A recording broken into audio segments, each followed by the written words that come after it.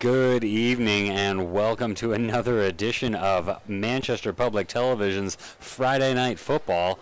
Here we are in Manchester Memorial Stadium, home of the Crusaders, while they are here to host the Portsmouth Clippers. So, my guest, if you'd like to introduce yourself this evening, you're new to the booth with us. Yes, I'm Andrew Arndt here, brand new to the broadcast. Andrew is a student here at Memorial. He's done a couple of games in the past of other sports, but I believe this is your first football game being up in the booth. It is my first football game here. Well, it looks like the captains have done the toss. We're not sure. They're posing. Oh, here we go. Here we go. Getting the team all hyped up, getting lined up. What are you looking for today for Memorial to get the win? Being a student here, being able to see these guys on a daily basis, what do you think they need to do to come out with a W? Whatever is their first possession, if they get it first, if they receive first, or if they kick off first, either way, I want to see them score early or on their first possession, personally. Here we are for the national anthem.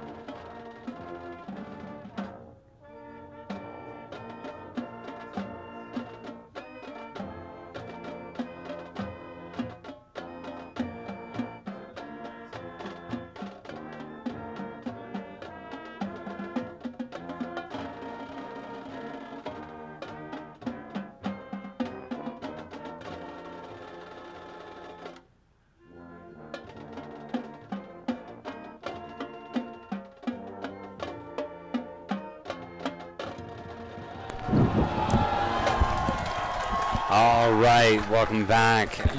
Again, my name is Dan, and I am here with Andrew. And Andrew was telling us a little about what he wants to see the Crusaders score early. We were talking before, and you had mentioned how the quarterback for the Portsmouth team is very quick, and you were saying one of the keys of this game is going to be being able to find a way to hem him in on those edges. Yeah, he loves to run, is what I've heard from the Central game last week. And in my eyes, if Memorial wants to have success in this game, they've got to stop him from running. Okay, got to keep him back into the teeth of the defense. Look at these guys spreading out across the field. The turf that they are spreading out across right now looks fantastic, Andrew. Absolutely. Tell me about this.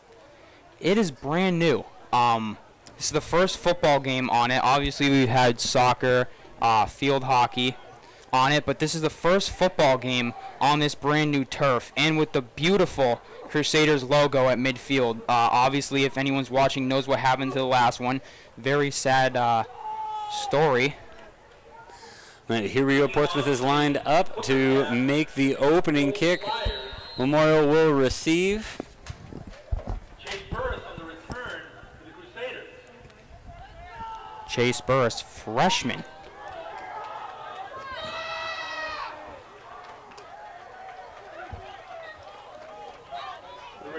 Kick goes short. It isn't able to get much yardage out of it, but that was number 14 with the carry. That was Ethan Vilgrain. He looks like he was supposed to be one of the defenders on, one of the blockers on that, not a receiver for that ball. So good thing he was able to hold on to it.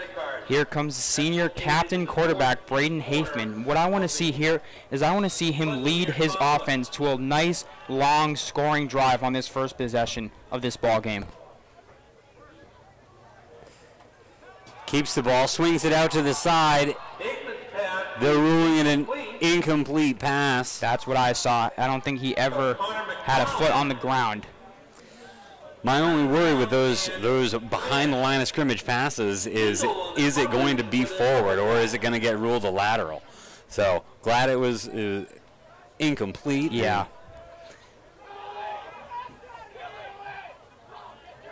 Hafman back in the shotgun. Fakes the handoff, breaks it out to the other side, gets a good pass. Hafman's pass to McFarland is complete. And that's the right idea there by Hafman to fake it and get out of the pocket, try to draw a defender, what he did very well in the Jamboree over at Gill Stadium a couple weeks ago. Very good drawing the defender to try to come get him and be willing to take a hit for his offense so that they can move the ball up the field. That's what I want to see out of your senior starting captain quarterback. Here we are, 3rd and 3. Hafman again back in the shotgun. Stays in the pocket this time, launches it downfield. Good pass, good defense. Number 1 over there for Will Hindle for the Portsmouth Clippers. It'll be 4th down and 3. Laid out for that ball, just wasn't able to haul it in. Just a little long there. Back to punt for the Crusaders will be 4th and 3. Not sure if the going for the deep ball on 3rd and short was the best idea, but now we have for the Clipper Cats. a good punt. What it looked to me Low like, ball. Caught short. Brought over midfield, stepped out of bounds was number 17, Max Lalime. He's a senior running back linebacker. It looked to me like Hafman on that last 3rd and 3 was trying to catch the defense off guard. They were probably expecting a run play with sophomore running back Eric Seymour, but he tried to catch him off guard, just a little bit of an overthrow. But that's okay. It is the right idea. Clipper Cats at the Memorial 41. Lots of receivers, very West Coast style offense in the shotgun. Movement Fast behind. motion, hands it off up the middle. 17 carries the ball, gets a few hard yards out of that. Yeah, just pushed right through that defensive line. Obviously found a hole somewhere and got right through, but got about 4 yards on the play. It's a good hard inside run, nice honest run there.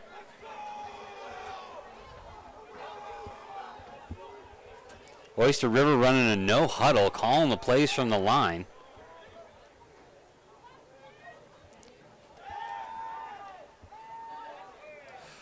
Wide open in the center. Settled into that soft spot in the defense. Big first down pass. It looks like it was about 20, 25 yards or so. Found that soft spot just fine. Yep. Wide open in between the linebackers and the defensive backs. At the 21 of Memorial. Another fast motion this time. He gets the ball, but he drops fumbled. it. It's on the ground. It looks like it might be a Memorial recovery, but we haven't got a signal yet from the officials. Memorial bench thinks they recovered the ball, and they did. Still haven't seen an official signal yet. And there it is. Fumble recovered by Memorial. Matt Wilson. That is exactly the momentum shift they needed. Absolutely. Matt Wilson in there. Couldn't tell who punched it. No, nobody punched out. He just dropped it, but Matt Wilson quick to the ball, and all of a sudden Memorial's got the ball back at their own 22. Yeah, it was just a sloppy handoff. The motion man was coming in front of the shotgun quarterback, tried to hand it off in front, hit his hip, hit the ground, Memorial ball. That's definitely what you want to see after a tough 3-and-out first possession, is seeing the offense already making mistakes.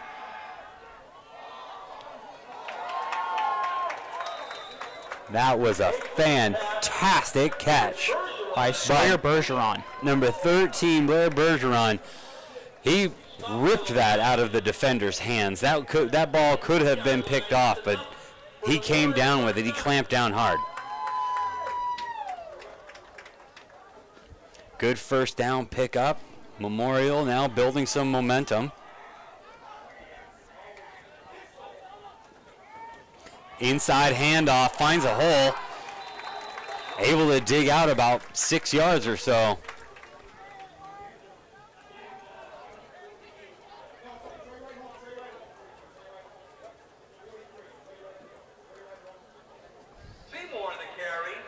Yeah, it's Seymour.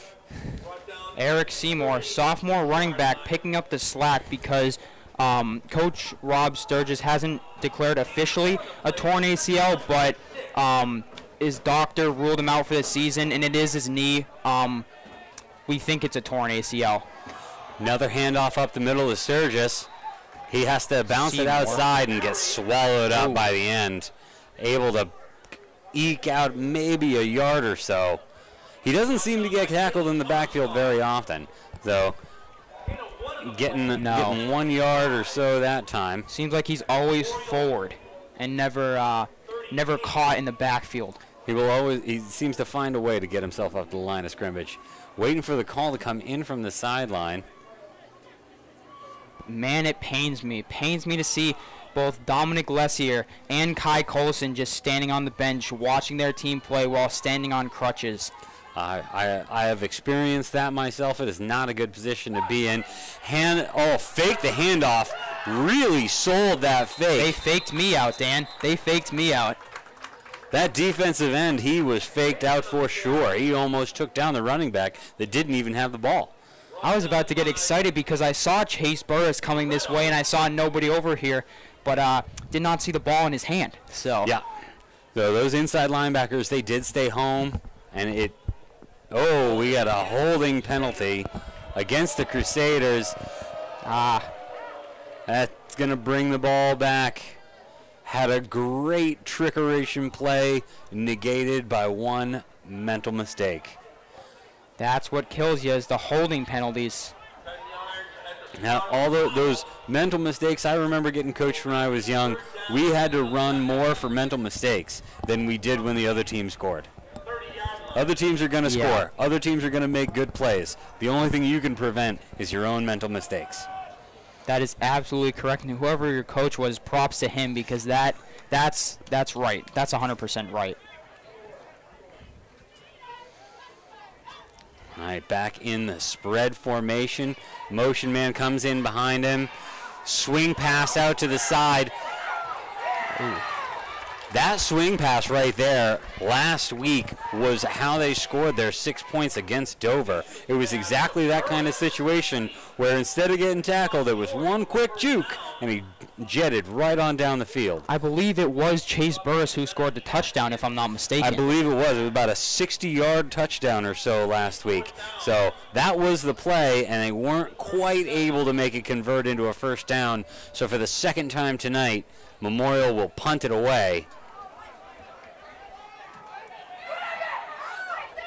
The return gets about 8 yards or so out of bounds at the 48-yard line.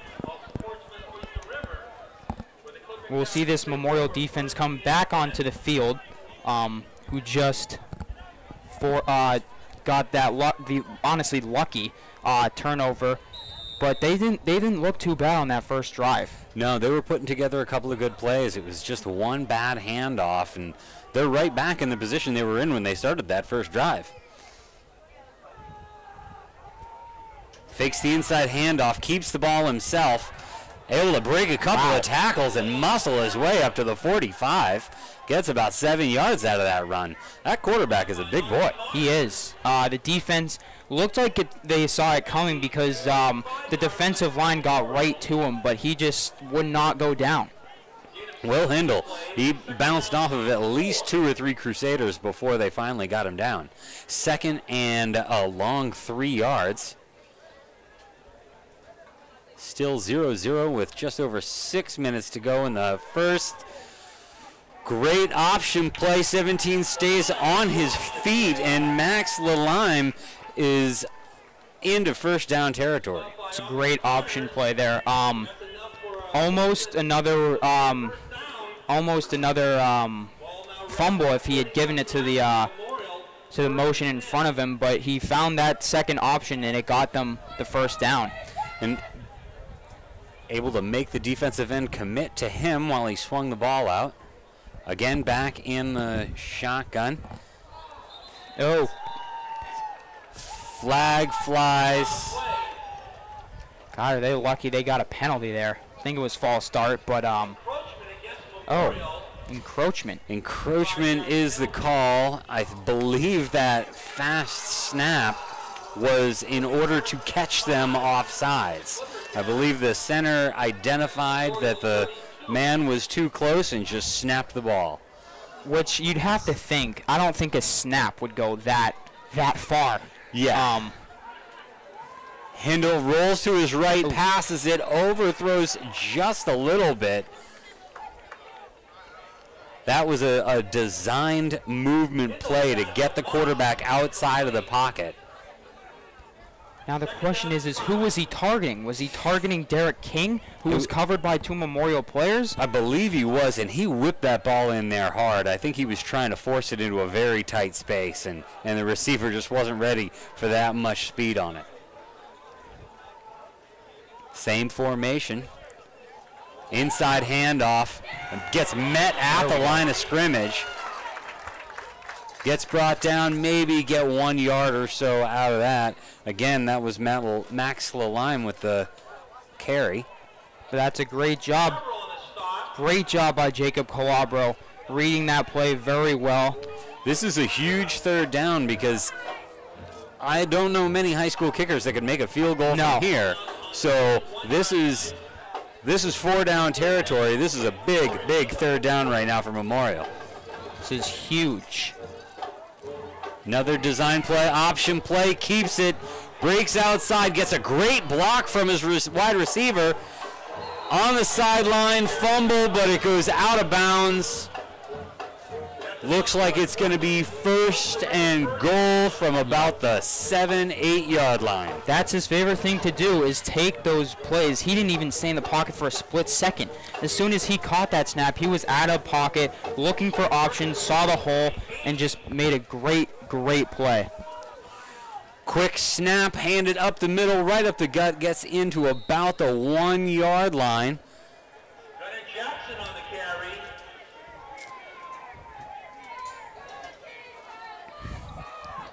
Stopped by Calabro and Morales. He keeps it himself, he sneaks up, and we have the signal. That is a touchdown. Will Hindle takes it himself on 2nd and 1 and charges into the end zone for 6 points. 4:10 left to go in the first quarter, and Portsmouth has drawn first blood. That is what I was afraid of. I was afraid for Memorial for that Will Hindle of just running all over him, and that's what's happened so far. Can their defense adjust to that? I definitely think they can. Yep. We've got a flag on the play here. It's a dead ball foul against Portsmouth. It's like they're going to repeat the try.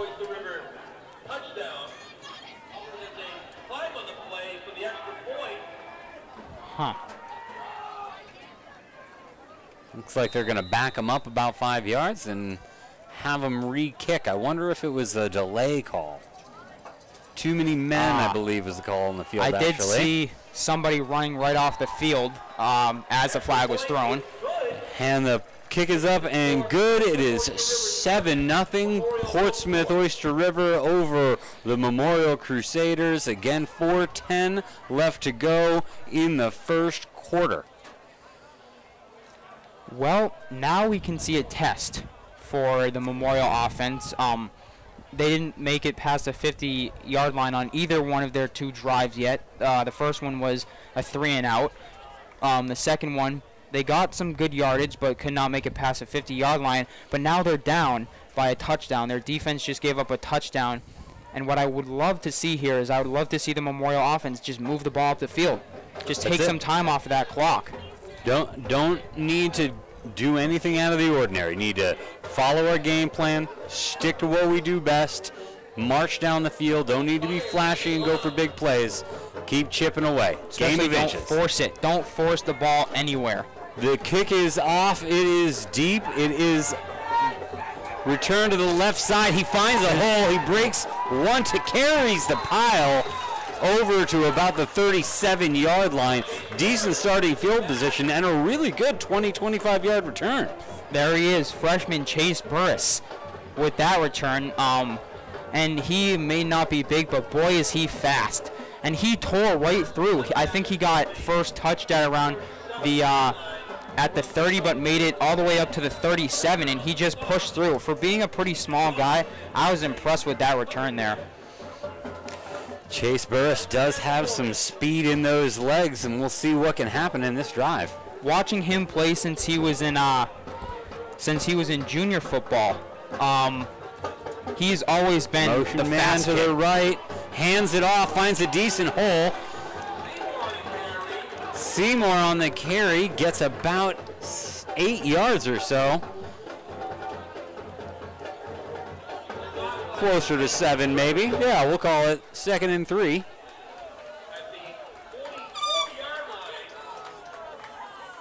Second and 4. 2nd and 4 yards to go for Memorial to get a second first down of the game. Again, back in the shotgun. Good fake hand up the middle, breaks a tackle, jukes another man, gets into first down territory, and Memorial is on the Portsmouth side of the field for the first time tonight. You know who that is, Dan? The person I said who I said has improved much since last year. That's Jacob Calabro. You mentioned him earlier in the game that he's not the biggest guy, but when it comes to level of improvement, he's probably come the farthest. He has. In my eyes, he definitely has. And that shows it. He just made a tough play into a great play right there. Another handoff. Gets swallowed up. Might have got about 1.5 yards or so. It was an option play. The quarterback was holding that ball in there for a second or so before letting it go. They called it a gain of 2 yards there, so got 2nd and 8 here from the 40.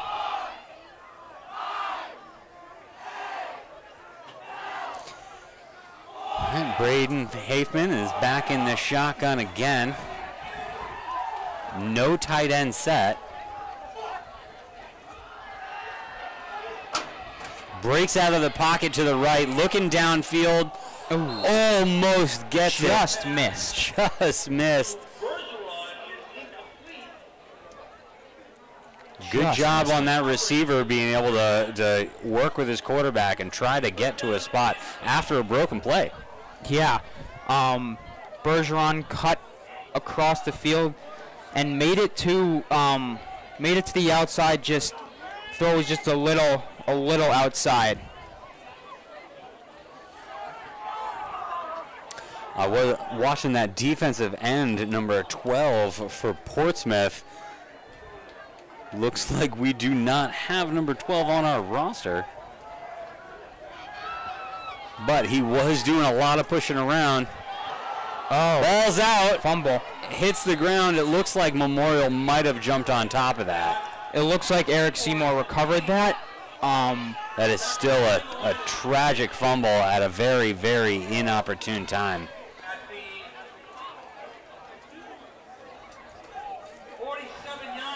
Now that we have been backed up to the 47-yard line, it looks like the punt team is on the field.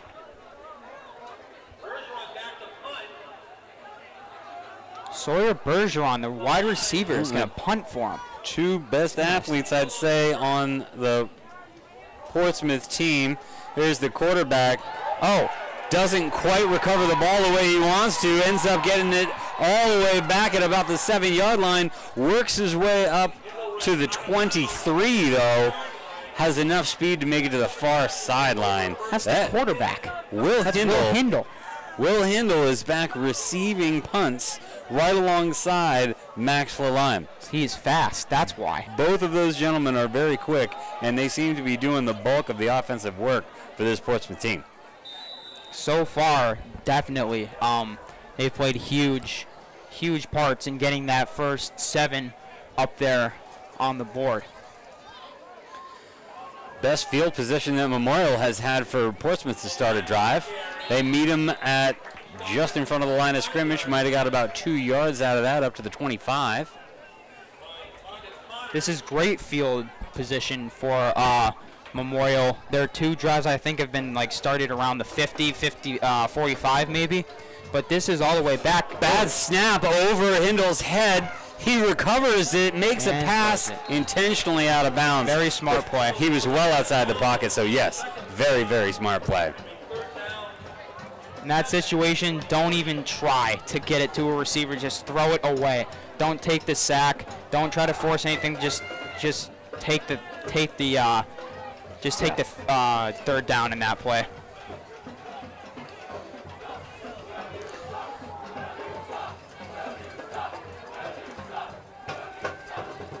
Well, looks like everybody on that Portsmouth team has wristbands, calling out codes, reading what the play is. Come a long way in 20 years since I played. Oh, gets him in the backfield. Max Hindle goes down. Big sack. Huge stop there. Hey, guess who that is, Dan? That's Jacob Calabro again. There he is. Stepping inside and taking down Will Hindle for the first time tonight. Getting in there, getting that sack. Big punt. That is a huge stop for Memorial. In the closing seconds of the first quarter, we'll get this punt off and maybe another play for Memorial. Really good field position led to a really good play, and now Memorial should start this drive in a decent spot, unless, of course, they could run it back here. Oh. Short kick. Calls for the fair catch, stays away from it, takes a really good Portsmouth bounce. Really good Portsmouth bounce. At the 37-yard line, Memorial will take over. There's only about 6 seconds left in the first quarter. So, Andrew, I really want to thank you for coming out and helping out in the first quarter, giving us a lot of insight about what the kids have been doing all year and letting us know some of the things about.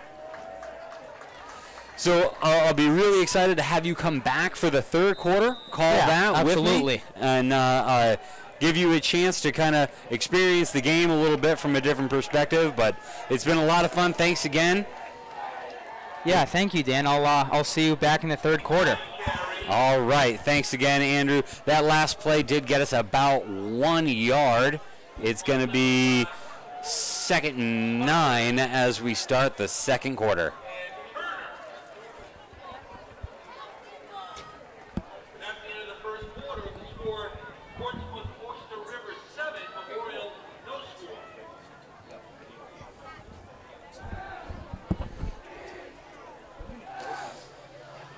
Thank you, Andrew, again for helping us out in that first quarter. I would like to welcome back Kyle Heavey. Kyle, thank you so much for being on the camera for that first quarter.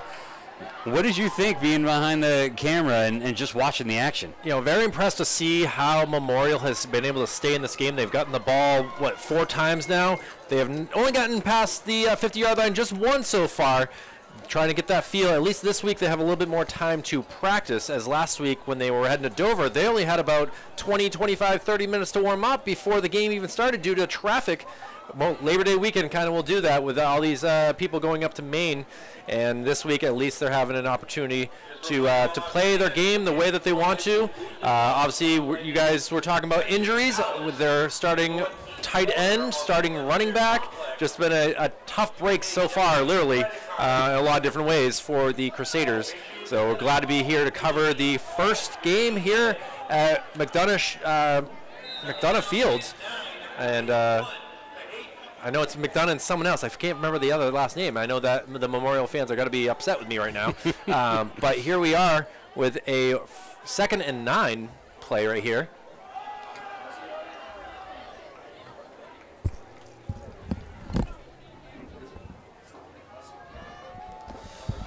Nice run outside, able to round the corner, breaks one tackle, but gets brought down, only able to get about 3 yards out of that play. Strung it out to the sideline really, really well, though. Portsmouth defense not letting them round the corner. Yeah, this is a pretty good contest for sure. These Clippers and Oyster River. I mean, you got Portsmouth and Oyster River. It's kind of a combination of schools between Durham and Portsmouth, with probably a few other towns mixed in there as well. But, oh, there we go. We got a encroachment call. Nice job by the Crusaders. Yep, good. That should allow for the first down. It's going to be very, very close. 35, and that's, well, I don't think they're going to, it might be inches. It'll be inches. It's going to be very, very, very close. They're giving it to him, though. Wow. The chain gang is moving. Chain gang's moving. The most ruthless gang in all the state of New Hampshire, the chain gang. They're there every Friday and Saturdays in the fall, making kids happy or sad about, getting those first downs. But here we are, another first down, and let's see what the Crusaders can do. Drops back, quick toss, connected, still on his feet and out of bounds. Bergeron. Great broken tackle. Bergeron kept churning his feet, able to shed that first tackle, and then just gets bounced out of bounds. Looks like it's going to be real close to a first down again. We've seen him for the past couple years with him and Will Clark last year. And the gang is on the move. Look at them go. They're heading south, Dan. And that's where we need to go. We only have another 43 yards to get to the glory end zone. Big hole up the middle. It's still on his feet. Oh, brought down. Saving tackle there by the Clippers, number 11. And Charlie Soretto. And Burris just taking advantage of all that he can here. And seeing those legs churn, he's quick. But that Soretto was able to get that nice Eric Seymour, excuse me. Seymour, very, very quick. Using a lot of the Seymour Burris, the freshman-sophomore mix here, as with Kai Colson out here. It's a good balance. He's going to hold it, trying to get to the outside, make a move, and he is wrapped up by the Looks white like he and might have gold. even lost a yard on that. Clippers looking like they're almost from like a Purdue Notre Dame with these gold helmets, pants, and white shirt. Crusaders in their home full red with the blue Crusader emblem on the helmets. And at the 24-yard line, 10:05 remaining, 7-0 Clippers. And this has been a good drive so far. I mean, I was a little worried when that kick went roughly 55 yards with the bounces that they were in a tough spot, but this has been good to see them driving so fast. And up in the air, just out of reach. We have a couple of Clippers who have fallen on the hard distance. The long jump. Long jump, there we go. Distance jump. I knew distance jump didn't sound right, so that's why I stopped. It's the right concept. That's really all that matters. It's all about distance. It is. It's all about distance. And now it's a big 3rd and 10 here, and yeah, this is still in that range you're talking about before when Portsmouth was down here. You obviously don't have a kicker that can kick that far, so it's no, they need to get a first down here. They need to get inside that 10. And a handoff here. Has another hole. Nice hole. He's going to get it. He's going. Oh, he's wrapped up at the 3-yard line, brought out of bounds, and it'll be 1st and goal for the Crusaders. A nice 21-yard run by Eric Seymour. And there was Soretto again, number 11, the safety with the open field tackle to save the touchdown. 2 open field tackles in a row by that young man. Looks like they're going to mark it as a 20-yard run, but either way, it's a 1st and goal from the 4-yard line. And another handoff. Why not? Let's see if it works. Again, he's very patient getting in there. Let's see if they can get a rugby-type touchdown. No sign yet. Haven't seen the sign from the official. It is finally. And there it is. A touchdown, Crusaders. The memorial stands are erupting right now with the first touchdown on this new turf. The fan section jumping around almost like we're in a college stadium right now with this excitement. Cheerleaders are happy. The bands are happy. We're happy. The band's playing. Yeah, it's always a good sign. If they're not playing, that means you're not doing anything. And now we'll see if they go for the extra point or if they go for 2. They went for 2 last week. And it doesn't look like they're bringing out any other personnel. Looks like it's all going to come down to a Braden. Yep, looks like it is. There's a going for 2 situation. And he holds it. Tries to keeps it, sneak makes a the guy, cut, dropped up, gets- and does not look like he will Gets get cut it. down just shy. The Clippers will keep the lead at 7-6, but very good drive there. Roughly a 65-yard drive right there from the Crusaders, and Coach Sturgis has got to be proud of that. Absolutely. That's exactly the kind of drive you want your team to do. Personally, I'd like to maybe see a couple more passes mixed in, but having that two running back tandem in the freshman and the sophomore, those kids got a lot of energy, and they're able to balance each other out, and that's why they're able to keep those fresh legs, getting those 10-yard chunks, 20-yard chunks, inching their way down the field. That was a great drive all around. Well, it looks like we will have a Jonathan Carboneau out there as kicking duty on the kickoff here for the Crusaders. We have not really gotten to say his name just yet, as we have it's our first chance of kicking off the ball to the Portsmouth Oyster River side. So from the 40, let's see what he has for distance. Gets a good bounce, picked up at about the 20-yard line, all wrapped up, getting through. And finally brought down, and you were talking about it in the first quarter. Just the field position game for the Clippers has been pretty lucky that they keep getting the ball in prime position to score some points. They really do. That last drive was the only drive that they started outside of between the 40s. So this field position is not boding well for Memorial, and that was number 10 for Portsmouth on the return. His name is Charlie P. Because there are way too many letters in that name for me to try to pronounce. Charlie P. It sounds like a rapper name or something like that. You know, we'll just see what his future holds. And a handoff here, wrapped up and back to the line of scrimmage. Good job. You can feel the energy from this Crusader team. I was talking to Coach Sturgis about that, and last year was more of a rah, very excited, very loud. This week, it was quiet. They were calm, they were collected, and it's weird to have, Dan, you were part of many teams that some years you were quiet and knew what to do, and other years you had to pump yourself up, and this Crusader team is definitely a quieter team, but they know what they got to do. They know what's in store, and we'll see what this run brings around the end. And he will get the first down, still chugging away. Good for a 12-yard gain right there. Go the Clippers for another first down. Yeah, able to just get around the corner there. Jackson on the carry. Good. There's number 28 for Getting around the Clippers, edge there is Gunnar Jackson. He looked like more of a power runner. It didn't seem very shifty. He knocked his own guy over to get himself those last 3-4 yards. So Gunnar Jackson's definitely got some power in him. It's always tough. I mean, he brings me back to Jerome Bettis. You know, he was one of those players that you didn't want to tackle. He was a big boy, and he had some speed. And now taking the ball, escapes a tackle, and we got a flag on the play, though, so we'll see if it's against the Clippers.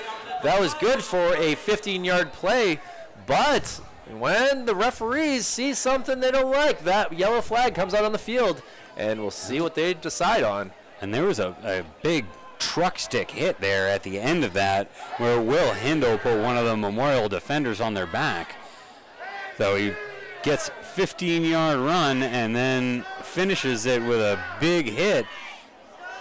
And we'll see what the refs have to say about it. I'm still waiting for a call here. It's definitely against Portsmouth. Oh, there we go. Holding. Just what I thought. I was hoping for, maybe something more than 10 yards, but hey, on 2nd and 10, they obviously will take it, and that will make for a 2nd and 20. Memorial getting a little lucky with that call. Getting a nice do-over for the down in way, way better position.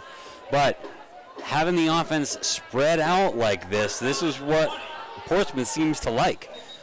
They definitely have a lot of choices on what they want to do, whether, fake the handoff, QB sneak, or just throw up the ball. We haven't really seen too many long passes from this Portsmouth team, but the option's there for you, Dan. And we'll see on... And it'll fakes the handoff, toss it out. No one around there, so that will be good for the 10 yards that they had lost. So now it'll be a third and 10. I believe that was about a 15-yard play. Excuse me, yeah, that's right. I was looking at the wrong spot. I'm confused why they brought it back to first down. I thought he was tackled at the line of scrimmage. Either way, apparently it's now a second and 5. So we got 15 yards on that. And another handoff to our big boy. And he is wrapped up by a sea of red. The Red Sea of defense from the Crusaders. Looks like he got about 2 or 3 yards out of that. They do bring up a third down. This is a very crucial third down. The last time they were presented with a crucial third down, they weren't quite able to make it, and Portsmouth was able to turn that into a touchdown. Let's see if they're able to keep this third down from turning into a first. 7:27 remaining. A big 3rd and 2 here from the Clippers. See if the Crusaders can stop it. Fake pass, throw back. Can they get him? They won't stop. Oh, he gets around.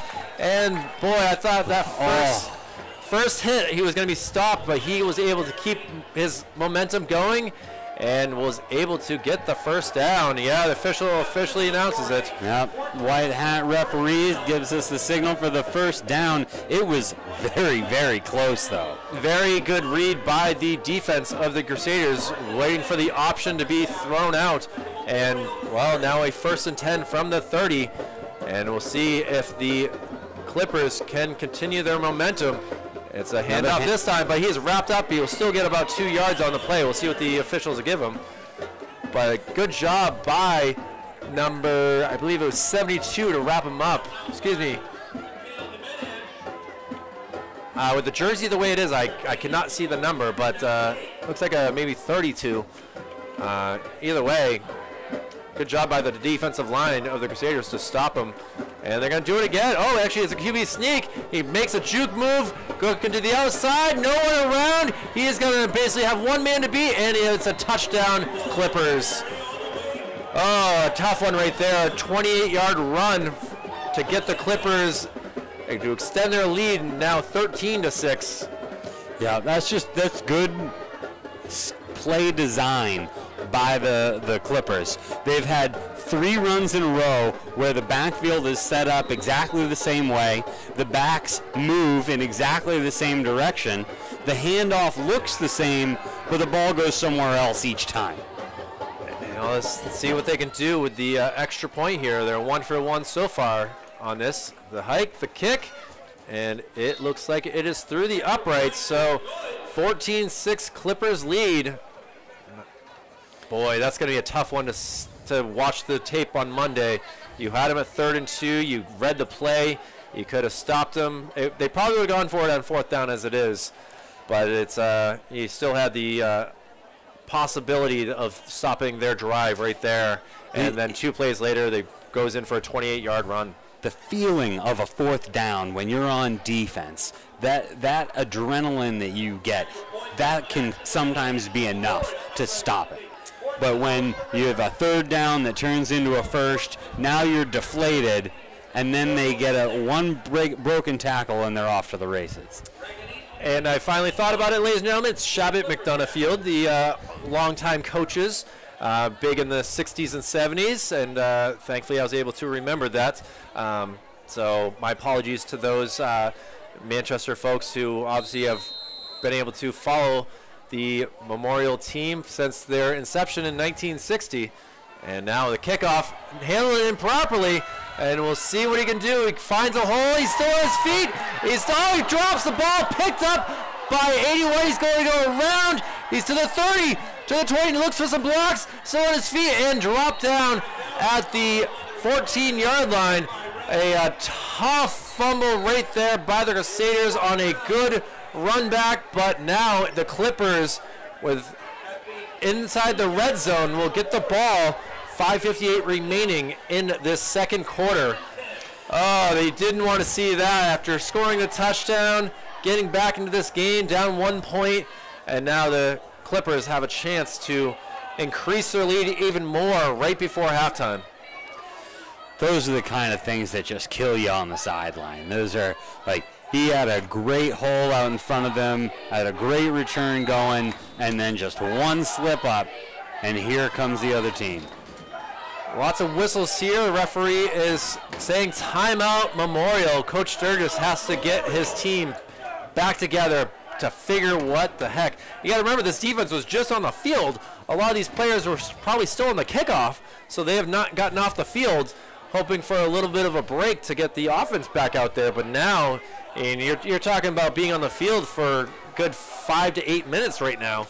I mean, that's a good plan by Coach right there, is to give his players a rest, let them have a minute to recover, process what just happened. Turnovers can be shocking enough, but then to put it in your own head, all right, we're back on defense, we're back in the red zone, time to buckle down, got to make those gaps smaller, got to make that coverage tighter. This is when they need to step it up. Just an unfortunate fumble right there that really, you could felt the crowd energy. Maybe it's because I took over the microphone. I'm not sure what it is.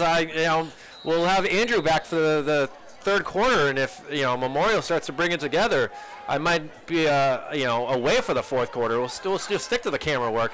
But at 1st and 10 here, wrapped up in the backfield, he's going to go down for a loss. There we go. That is the kind of penetration we need to see out of this Memorial front line. That right there is exactly what I was saying they needed to do, is make it a point to stick it to these guys in this stand at the goal line. In the red zone, so now it is a 2nd and 11. And obviously we know that Portsmouth has a lot of trickery in their play calls, so we'll see if they actually pass the ball, if it's a QB draw. And he takes it. It's going to be a handoff. See if they can stop him. Oh, he's got a line, and he's brought down. It will be enough for the first down, I believe. It is going to be 1st and goal from about the 2-yard line.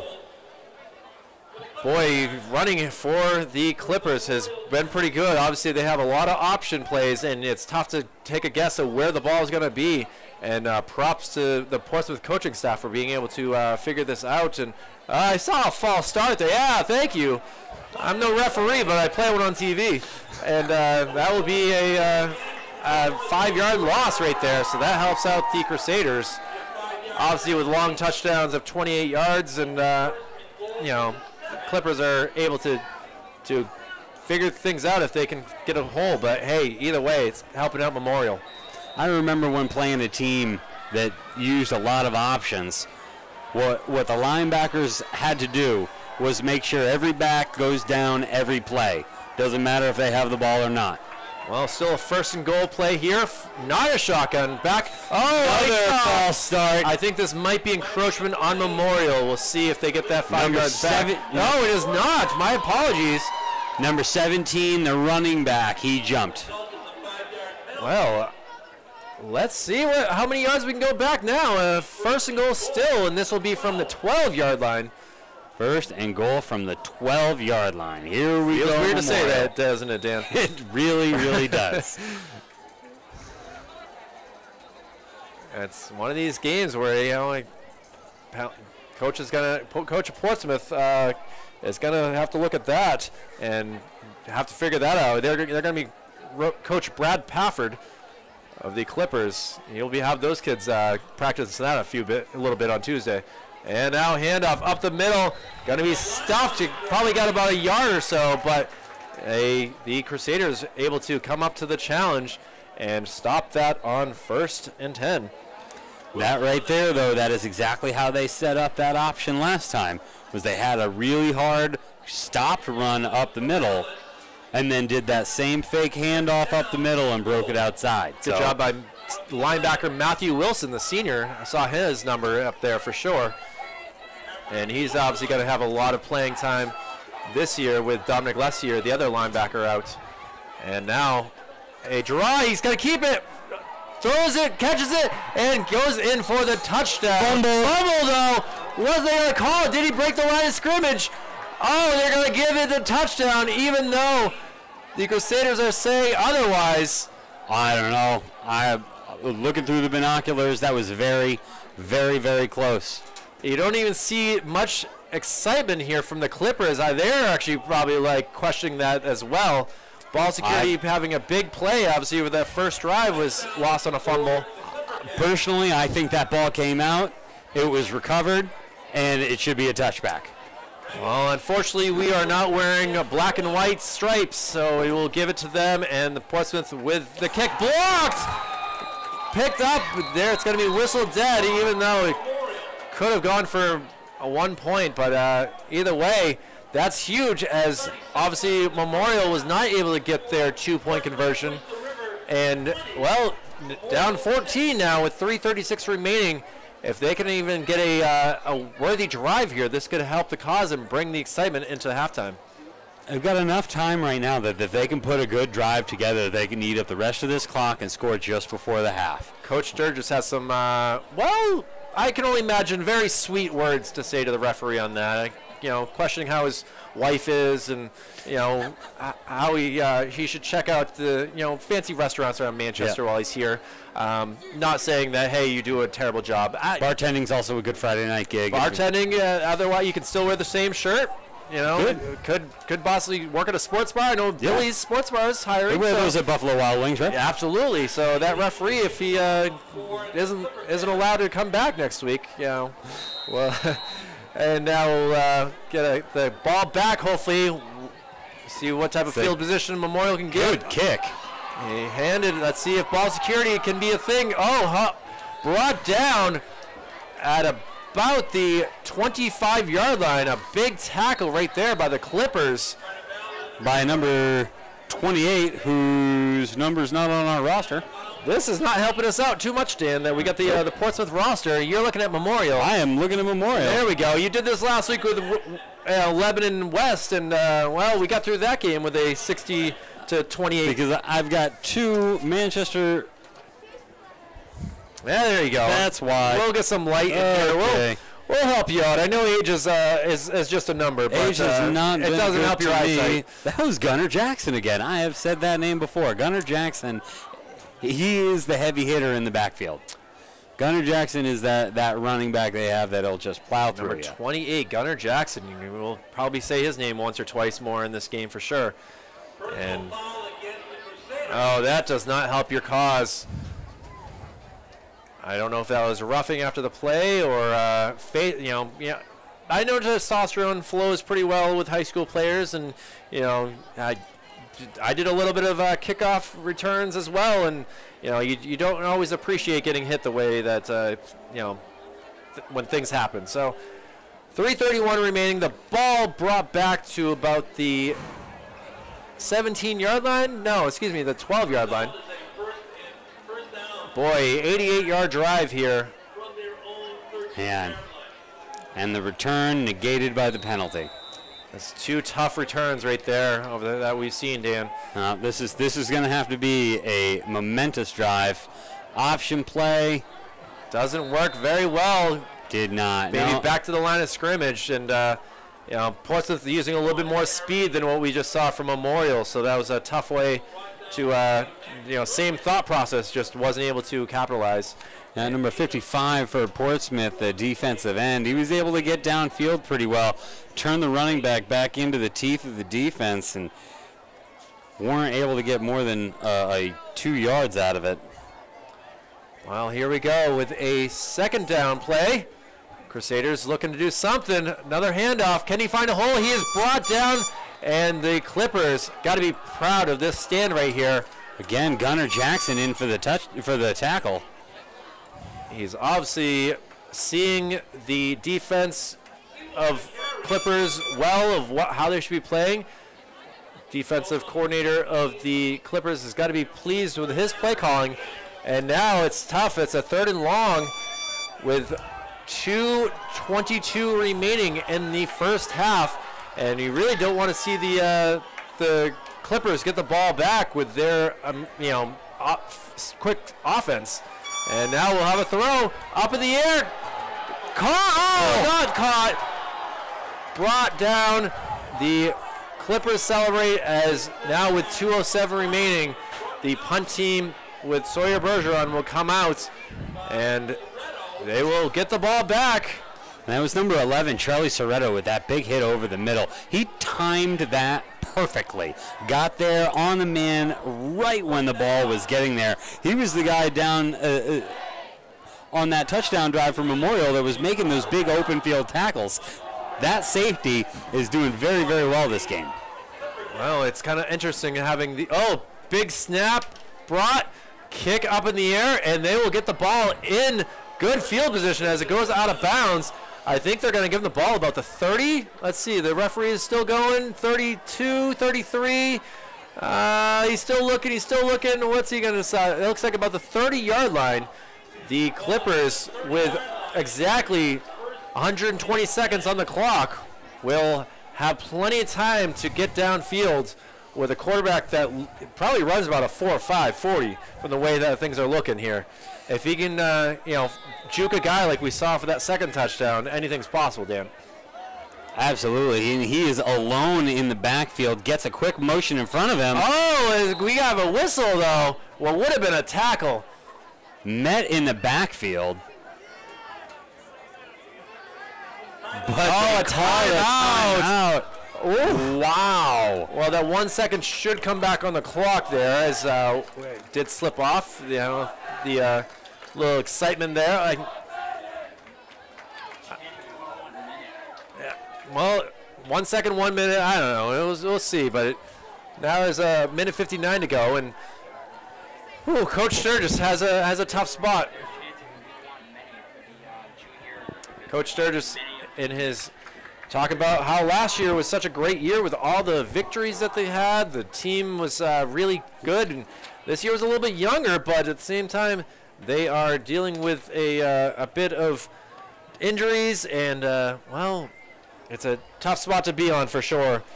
And they're doing all that they can. This Clipper team, after scoring 42 points last week against Central. Random numbers for you, Dan. I combined all the points for the Manchester teams in West, Memorial, and Central, and all the teams versus their opponents. 142 to 26 last week. All right, feeling strong. Feeling strong. Well, we got 6 points this week. We'll try to get these scores for Central and West. West playing against Hanover this week, down there at on the Notre Dame Ave side of Manchester. And a good stop there, but they got a couple yards. Second and about four. Yeah. Oh, a lot of men in motion.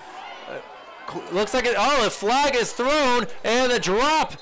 And we'll see what the yellow on the field means. I'm going to go with a legal procedure. I'm going to assume that too, with the 2 men in motion. That's definitely is illegal in most leagues, including NHIA. Yeah. It's even illegal in Canada, I'm pretty sure. I mean, hey. You can run toward the line, you just can't have two people doing it. A lot of strange laws in Canada, including don't petting moose. But anyway, we'll see what the official says. He's yelling at Coach Sturgis. This is kind of, they're socially distancing from each other for sure. Still haven't seen. Apparently, there we go. Okay. Illegal shift. Okay, procedure shift. Yeah, okay. Illegal shift. All right, brings it back to almost 10 yards. Second and 9 now. And we'll see what Portsmouth One has. man in motion this time. Fakes the handoff. He looks for the option. Pitch to the outside. Runs around. The tackle. That's another one. He will get to the 20-yard line, which should be enough depending on where they mark it. There is a yellow flag down on the field on the far side. We'll see what that flag is. This could be possibly a hold on the play. I believe that wide receiver was holding the corner, and that's why he was able to turn upfield. Referees are talking to the Memorial captains. Well, the Clippers are moving south right now as they feel like it is against them. We'll see. Give the official his chance to have the airtime. And a block in the back, so not a hold like I had thought, but either way, that's even better, as this will turn into about a 2nd and 20 now. Wow. 2-yard line. That is the 2nd and 22. Math was not my strongest point. It's okay. I do what I can. I'm just a stickler for details and kind of a jerk about it. Well, thanks for admitting that on live television, ladies and gentlemen. Manchester Public Television, proud to be here with you on this Friday evening as the Clippers leading us 20-6. Throw downfield, has a man, and it is for a touchdown. Wow, there's a lot of whistles. Let's see. Let's see. Officials are talking.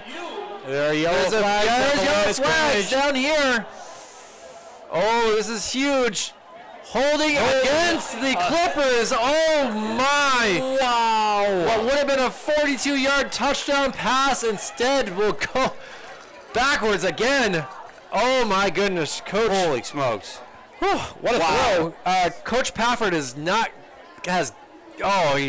his hair out right now. Those linemen are going to be doing snap count drills for a couple of days because, oh, wow. 58.3 seconds ago, they would have gotten a huge 26-6 lead right there without even the extra point. And now it's a 2nd and 32. It's like Portsmouth wants to keep Memorial in the game. And Clippers will get the ball in the second half as they deferred after winning the coin toss.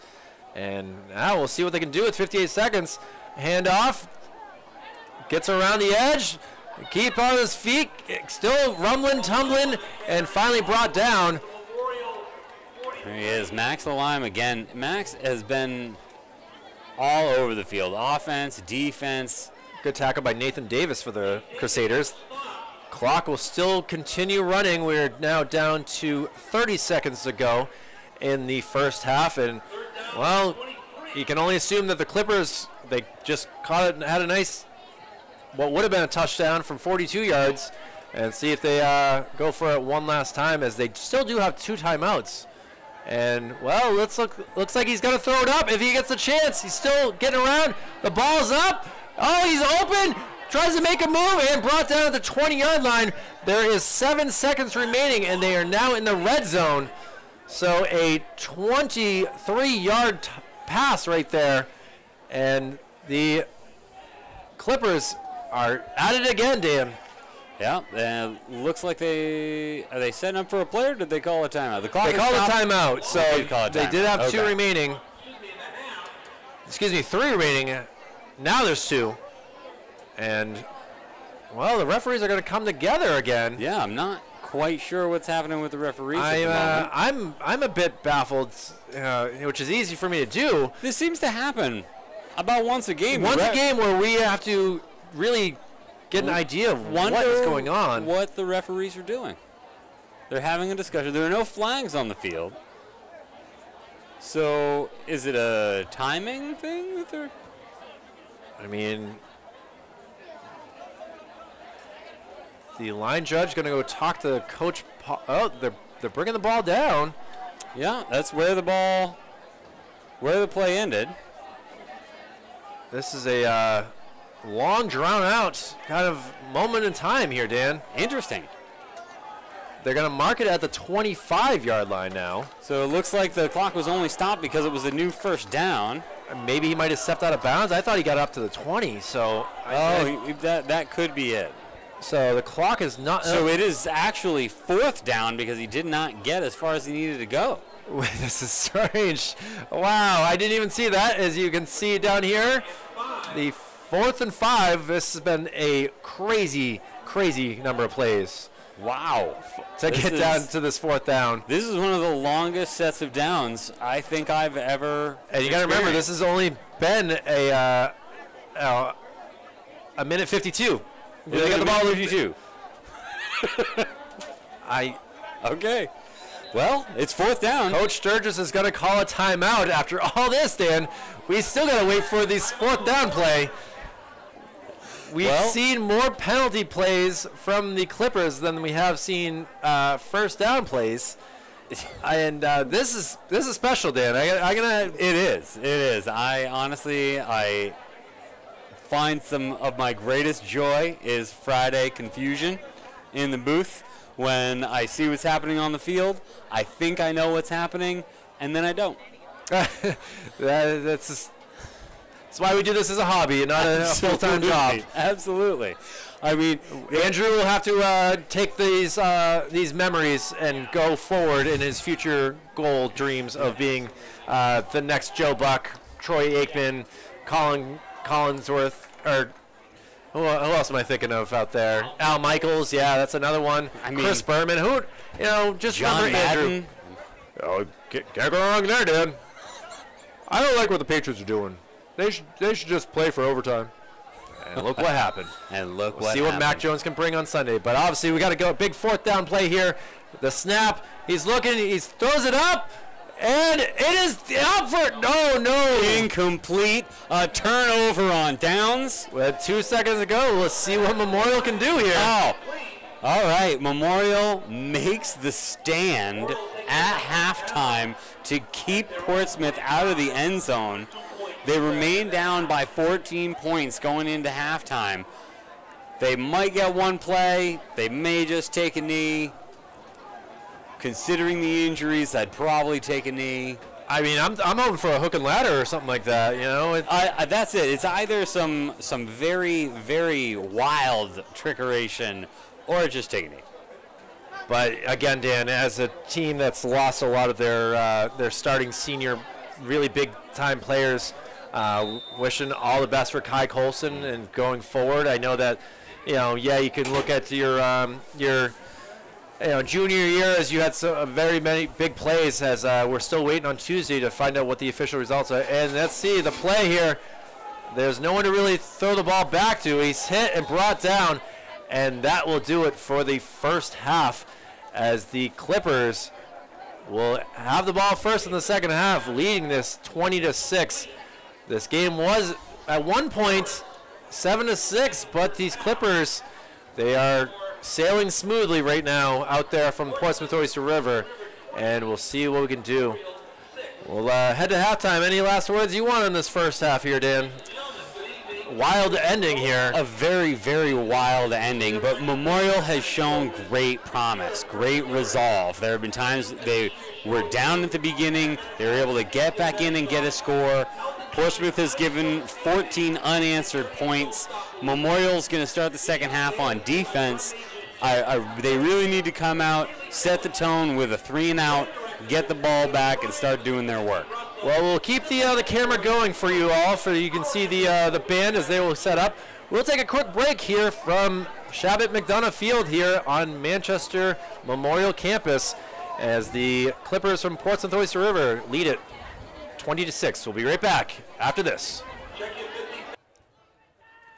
And welcome back to Manchester Public Television's Friday Night Football. My name is Dan Hanna, and I'm here with Andrew Arndt. Here back at Memorial Stadium, home of the Crusaders, where they're currently down 6-20 to the Portsmouth Clippers. So, Andrew, in that first half, what are some things you liked, and what were some things you didn't like? Well, I liked the play calling of Coach Sturgis. I think that especially the run plays, Eric Seymour got really good yards up the field. I liked a lot of the run calls. Some of the pass plays I was kind of iffy about, like the long ball on the first, third, and short. I was like, is that the right idea? Probably not, but it's the first drive of the game. You got to try some different things. And what I haven't liked is ball security.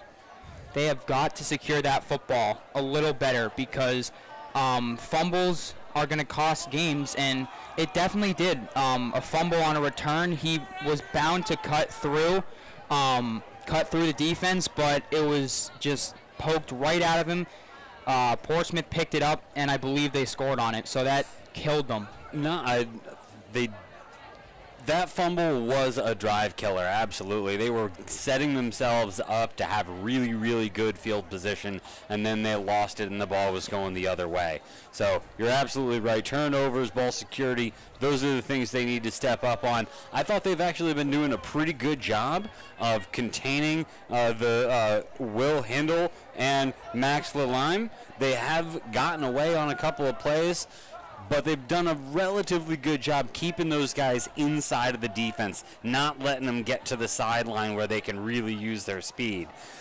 That being said, Memorial has really lucked out in some of these penalty calls. That holding call on that really beautiful pass by Will Hindle for the touchdown that didn't count.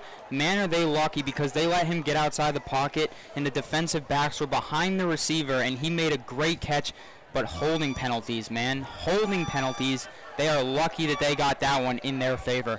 Yes, it has been a night of yellow flags getting thrown about the field that fortunately have kept the Crusaders in a competitive standing. They are going to start the second half kicking the ball off. You were mentioning a couple of names to me during halftime. Some of the players earlier in the second quarter, some of the fans were chanting one of the players' names. Yes. Can you tell me about that a little bit? So they were chanting, "We want Mene" for junior offensive and defensive lineman, and a good friend of mine actually, Mene Abdumene. A lot of people really like him here in school, and for some reason they were just chanting "We want Mene." But I do have to say, watching the games of my school from up here for the first time in a year is honestly really special. I've missed this. I've missed the atmosphere of all the fans getting really excited. But up here from the booth where you see all the fans getting excited, I've really missed it. I'm happy to be back in the booth for this football season. It's been a couple of years since we've had good turnout for games and whatnot, as last year was very much so the COVID year. It was the year that we weren't allowed to have many fans. There weren't really that many games to be had. Yeah. So being back in the stands, having Friday night football under the lights with the atmosphere, it's really, really good to be back at it. The COVID is not over. The Delta variant is still out there. The numbers are what they are. So take the precautions that everyone needs to take. Hope everybody stays safe. We got about a minute or so left before we go in to the second half. Who are some names you're really looking for to have a great second half here? Obviously, one would be the quarterback, Braden Hafman. Would love to see some more passes incorporated into the offense. But for who I'm looking for to have a great second half, I'm really looking for Jacob Calabro and Sawyer Bergeron to really help their quarterback out. Braden Hafman, all three of them are seniors. And I'm really looking for those two receivers to help their quarterback out to move the ball up the field. All right. Well, Braden Hafman had a pretty good first half, getting the ball, spreading the ball around, running it a little bit himself. Jacob Calabro definitely had a couple of really big plays, but the inside running back tandem, freshman, sophomore, Chase Burris and Eric Seymour, they seem to be the playmakers, and having that running back tandem has been good to keeping those legs fresh. Absolutely. It's a mix of strength and speed, with the strength being Seymour's best attribute, and then Chase Burris obviously is the speed, but Seymour is also very fast. Like, as you saw, that great run he had was unfortunately just got grabbed by the ankles and brought down, but that was bound to be a touchdown. Even though it wasn't, that was a great run. And here we are to mark the beginning of the second half. It's a squib kick, drops on the ground. Oh, Memorial might have recovered it. Let's see. We'll see how it shakes out at the bottom of the pile. The bench is acting like they recovered it. And it looks like Portsmouth came up with the ball. They're able to hold on to it. 1st and 10 from their own 40-yard line. They tried the squib kick. How do you like that call going into the second half? Honestly, smart call, because they were looking exactly for that, for them not to expect it and for a bounce off the hands, and they were just inches away from recovering the ball in Portsmouth territory. But I like the play call. No harm, no foul. Kept it out of the speedster's hands and got about the field position it was going to be otherwise. Swing pass out to the left of number 5. He is brought down from behind by number 2.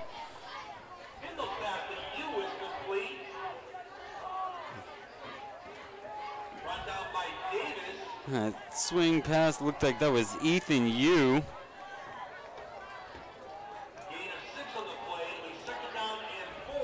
I think the slot receiver took that swing pass out to the side, got about 6-7 yards out of it. It's going to be second and a long 3 or a short 4. Coach Sturgis has decided to put quarterback Braden Hafman into the game on defense. Number 1 gets outside. He's able to take the corner, gets all the way down to about the 32-yard line. He watched that defensive lineman or linebacker, personally couldn't tell. He watched him right there, and he just had slowed down, waiting for him to bite, and he never bit, and he just went right to the outside. That was a great play there for Portsmouth. Another quick pass out to the left, gets brought down very quickly. That was number 7, Jacob Calabro, with the tackle. Was that ball flaming? Because he got rid of that in a second. He got rid of that very, very quickly. That was absolutely a set play. We are going to swing it out to the side. That was less of a pass play and more of a run play from out to the side. Another handoff inside. Able to cut upfield. Looks like there's a fumble. Memorial recovers the ball. They're going to take over at about the 20-yard line. I can't tell from here who that was, but it might have been Braden Hafman for the recovery on the fumble. And you were just saying, I'm not sure what coach is doing, putting him in on defense. Well, that would be it right there. He played strong safety for the first 3 years of his career because J.J. Josephic was the quarterback for Memorial. I remember calling Josephic. He played strong safety his first 3 years at Memorial. And sure enough, Coach Sturgis had confidence in him to still be able to play defense. He got out there, forced and recovered the fumble, and all of a sudden, Memorial's got the ball back. Good stiff arm, breaks outside, another stiff arm, but not able to break that third tackle. Got about 4 or 5 yards out of that run.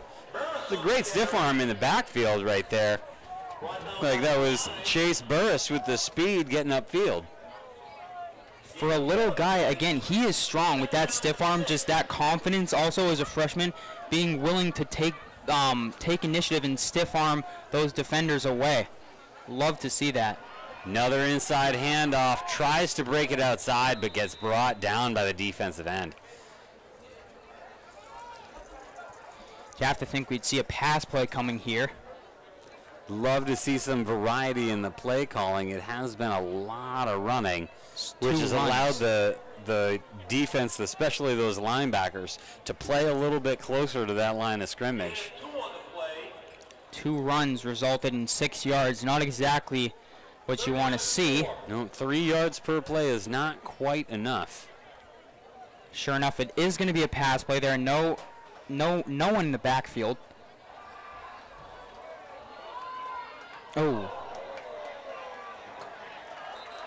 Flag on the play. Flag on the play after right when the hit happened. Looks like it's going to be a helmet-to-helmet hit. And they're going to be moving the ball against Portsmouth. Personal foul, helmet-to-helmet. Seymour is going right to the bench. I'm sure they're going to do a concussion test because that looked like it was right helmet to helmet. I'm sure that's just precautionary just to make sure because they cannot afford to lose him. He is on the bench being talked to by the team trainer.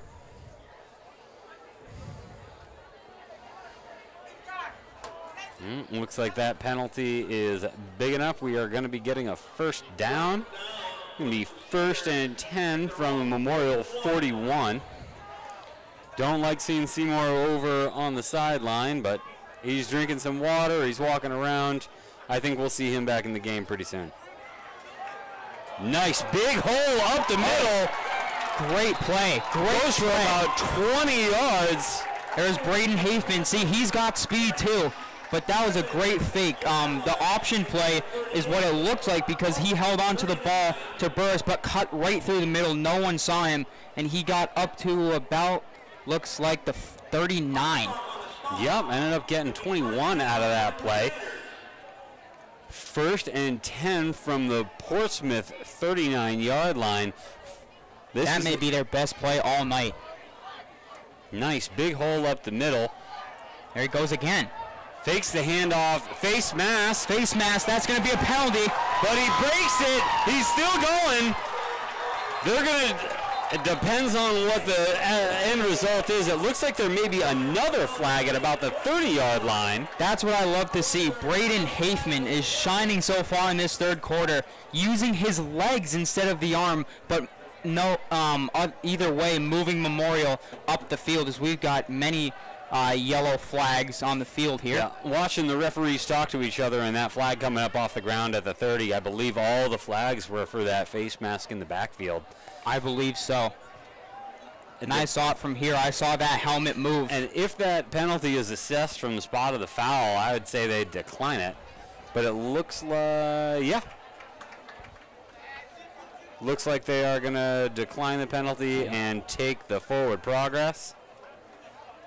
That's the smart thing to do.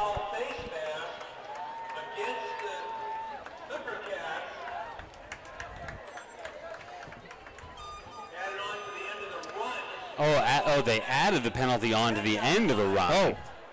Wow. So that brings it down. It is going to be 1st and goal from the 9.5-yard line. I believe that would usually be at the spot of the foul, but not here. That's big, though.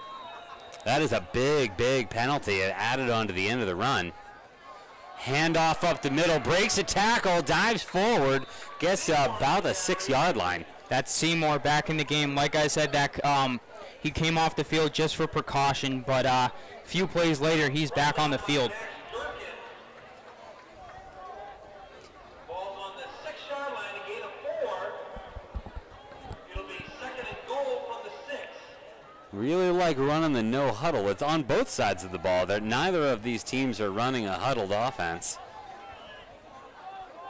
Little bit of a high snap, but handled well. Another flag goes flying. Able to rumble his way down to about the 2-yard line. Good chance that's probably holding somewhere in that mosh pit there of red and white and gold and blue and many colors in there. Down there in the gridiron. Holding on Memorial. The ball is going to come back. It is. Maybe that will end up being a good thing because it's a replay of 2nd down, and Memorial's a little close. They don't really have a power back to force it across the line. This could open up a pass play to try to find like either Seymour, Burris, Bergeron, Calabro, whoever's there. This could be actually really good for Memorial here if they can get something. All right, here we go. It is 2nd and goal from the 15-yard line. Long 2nd down play, trying to get this game within 1 score. Guy has a lead blocker, gets to the right, taken down by 3 defenders. Gets about 7 yards on the play. We're going to have 3rd and goal from the 8. Brought down the 9-yard line by Cole McLaughlin. Seymour's coming back over to the sideline. It looks like Burris is in. Ball's down the 8. Makes me wonder if it's going to be a pass play to Burris and they're going to try to get him on the outside. We are about to see, though, what Coach Sturgis has up his sleeve for this Hafman in the shotgun. 3rd and goal. Touchdown Memorial. it is a nice little slot pass. That's Sawyer Bergeron, I believe. To number 13, Sawyer Bergeron catches the touchdown. And Memorial gets on the board at 6:57 to go in the third quarter. And Sawyer is going to get out there, and he is the kicker. So he is going to now try to, after scoring the touchdown. Or maybe not. Or Sawyer is not going to kick the ball. That is the boost of momentum There it that is. Memorial We're needs going after for that two. fumble. It is down by 8 right now. And it is good. It is good. Played it out to the right. Stayed away from the defender. Able to find his receiver in the end zone. All of a sudden, it's a 6-point game here in Manchester. It is a 6-point game. You know what, Andrew? I think we may keep you on the mic. Oh, man. That's the drive that you want to see, though. After a fumble, a forced fumble like that, getting the momentum back, being down 20-6 at half, that's the drive that you want. That was a long drive, too. About five and a half or so minutes, I would say, on that drive. And Memorial took advantage of that fumble and did a very nice job. Specifically, though, Bergeron for getting open, both the running backs, and then Braden Hafman running all over his Portsmouth defense, using his legs instead of his arm, but finishing the drive with his arm. Absolutely love to see that if you're cheering for Memorial, which most of you probably are, because this is Manchester Public Television.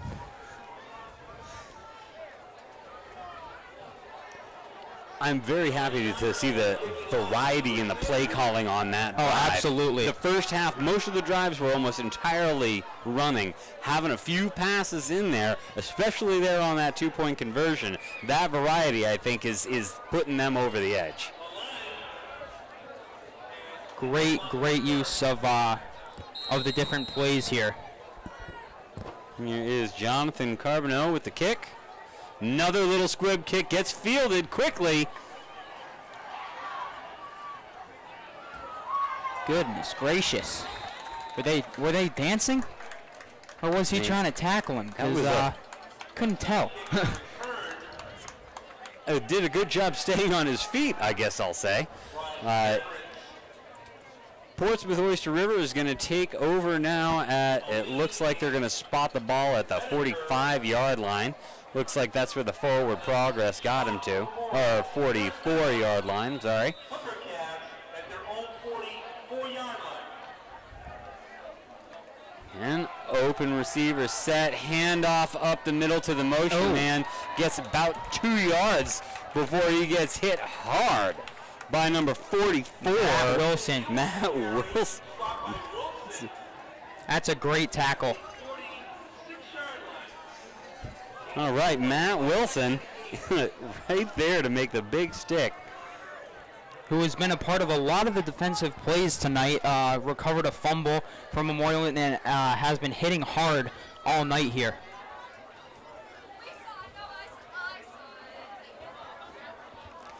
Blitz from the middle linebacker.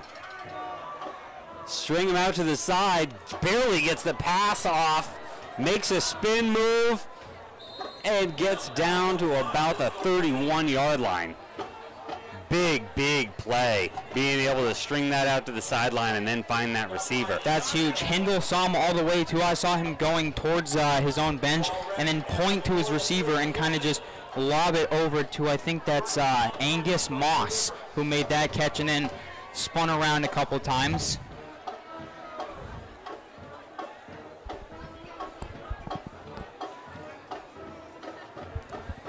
Yeah, he's got a back in the backfield with him.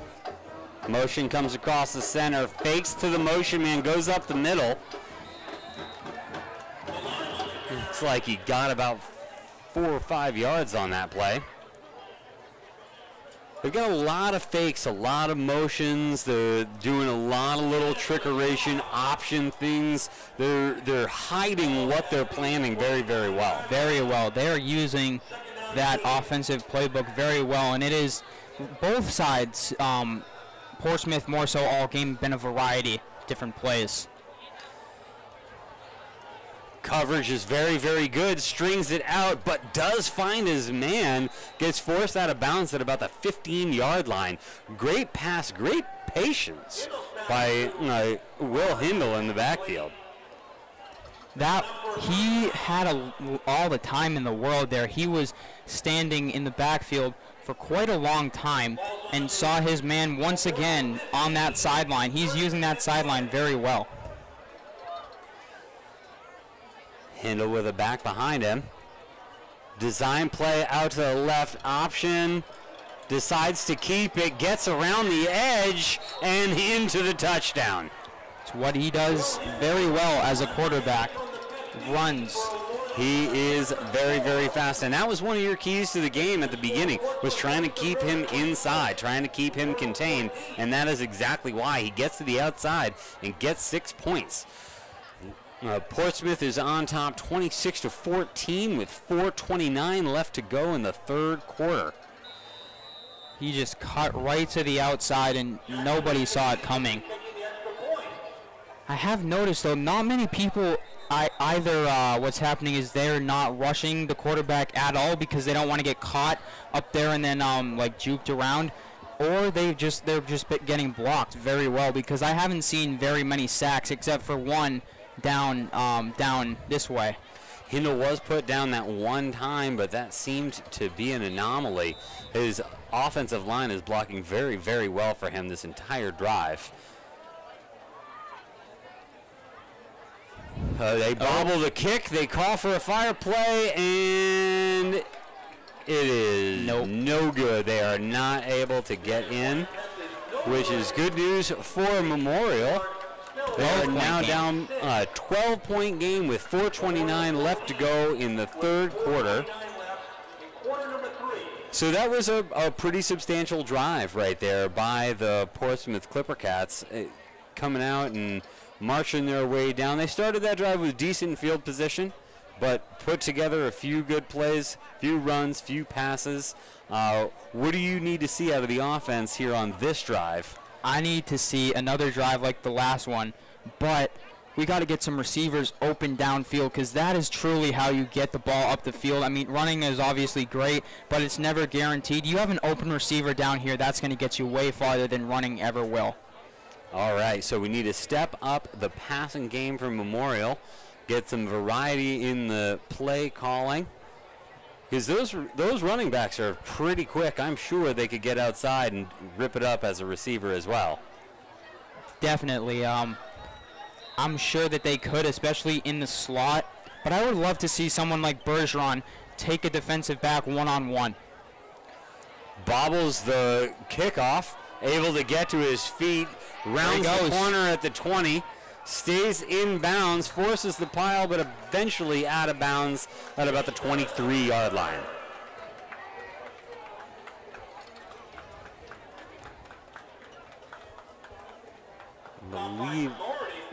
I believe Sawyer on the return.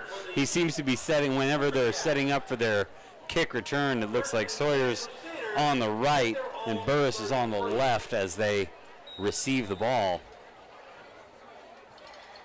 It's a great, looked like it was going to be a great return. It was pretty good. He rounded that corner but just met a bunch of defenders. I would have liked on that maybe to see a stutter step once he rounded that corner and try to get the defense off their feet and not just like run right around, but got him pretty good field position here. Good tight setup, finds a hole to the left side, breaks the tackle, he's out past the 50, gets stuck out of bounds at about the 42-yard line, and there we go with a 30-yard run or so. That's Eric Seymour walking on the tightrope. There is those the white hash marks on the Portsmouth side of the field. A great run there by Eric. A Portsmouth player on the ground just off the field. Oh, it looks like the big safety, number 11, who is Charlie Soretto. He's the one that made that hit to drive him out of bounds, but it looks like he took the worst of it, and he hasn't gotten up off the sideline yet. Holding on Memorial is going to force them all the way back. Man, those holding And penalties. a great play knocked off the books by a holding penalty. Well, a lot of people say that they wish holding didn't exist, but without holding, the game would be just a mess. It would be a completely different game if you were allowed to hold a man. They're extremely annoying, and especially when you have a great play like that, but the game needs them. So get a run to the left side, not able to round the corner, only gets about a yard out of it, and here we are at 2nd and 19. Oh, man. Holding penalties are tough. And again, here we've got a quarterback as a defensive back. There's Will Hindle out there for the Portsmouth defense. Looks like he's going to try to lock up Memorial's receiver Connor McFarland. Oh, he's moving over.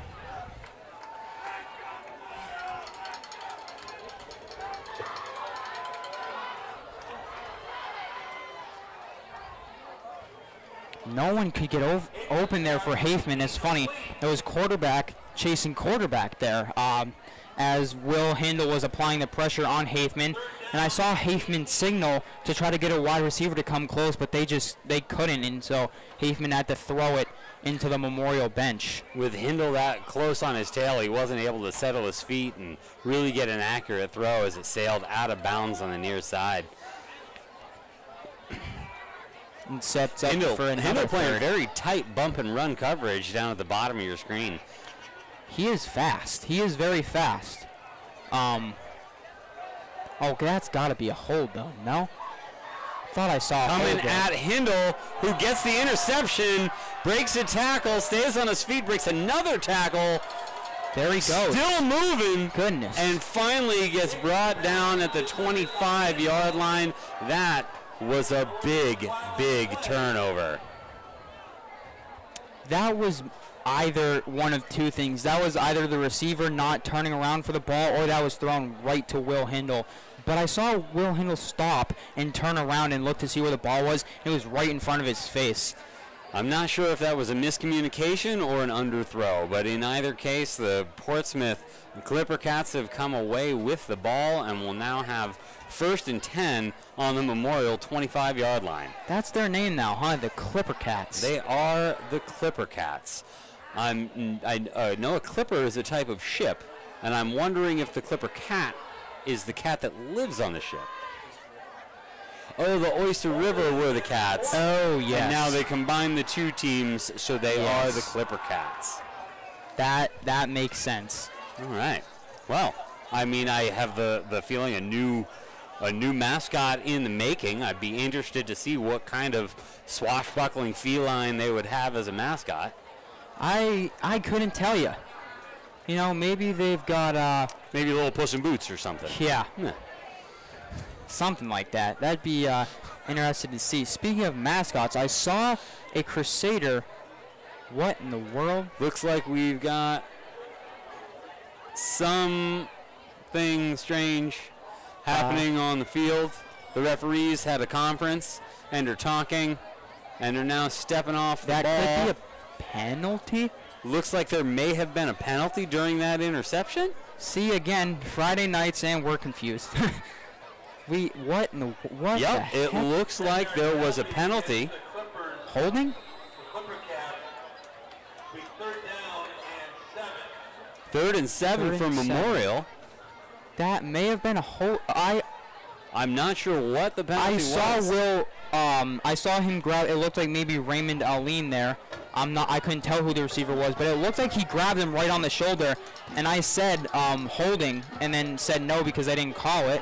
But Broken play, not able to get the ball off in time. Tries to make something of it himself. Gets back to the line of scrimmage. It's 4th and 7. They are likely going to punt. But another Manchester School News, Trinity is leading over Interlakes 47-0 right now. That's looks like Jack Service, their sophomore quarterback, is shining over there for Trinity. And then Trinity plays in Division 4? 3, I 3. They believe. play in Division 3. So being up that much over Interlakes. They're having a good year. Very, very high snap. It is fielded, though. The kick is off and pretty short. Takes a bad Memorial bounce out of bounds at the Clipper Cats' 48-yard line. 2 minutes left in the third quarter. Still a lot of football to be played here. 14 minutes still to go in this context. Down by 12 points.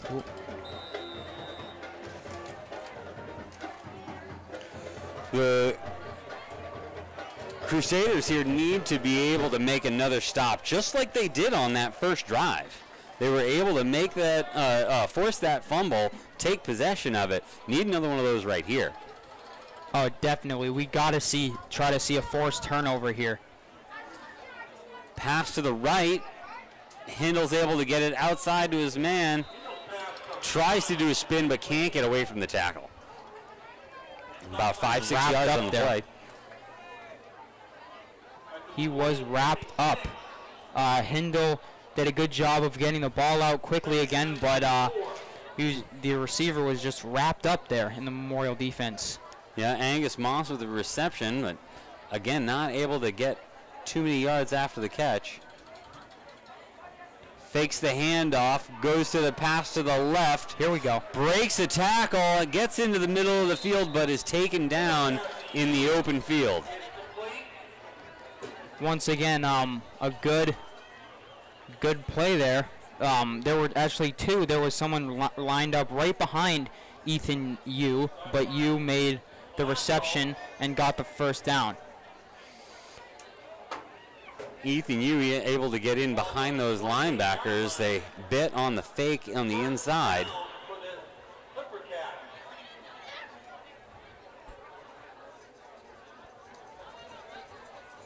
Motion in front, as sure enough, the ball's given to him, and they've run that play several times where the motion man gets his speed going before the snap gets there. I feel like as soon as you see that motion, you've got to bounce right on it.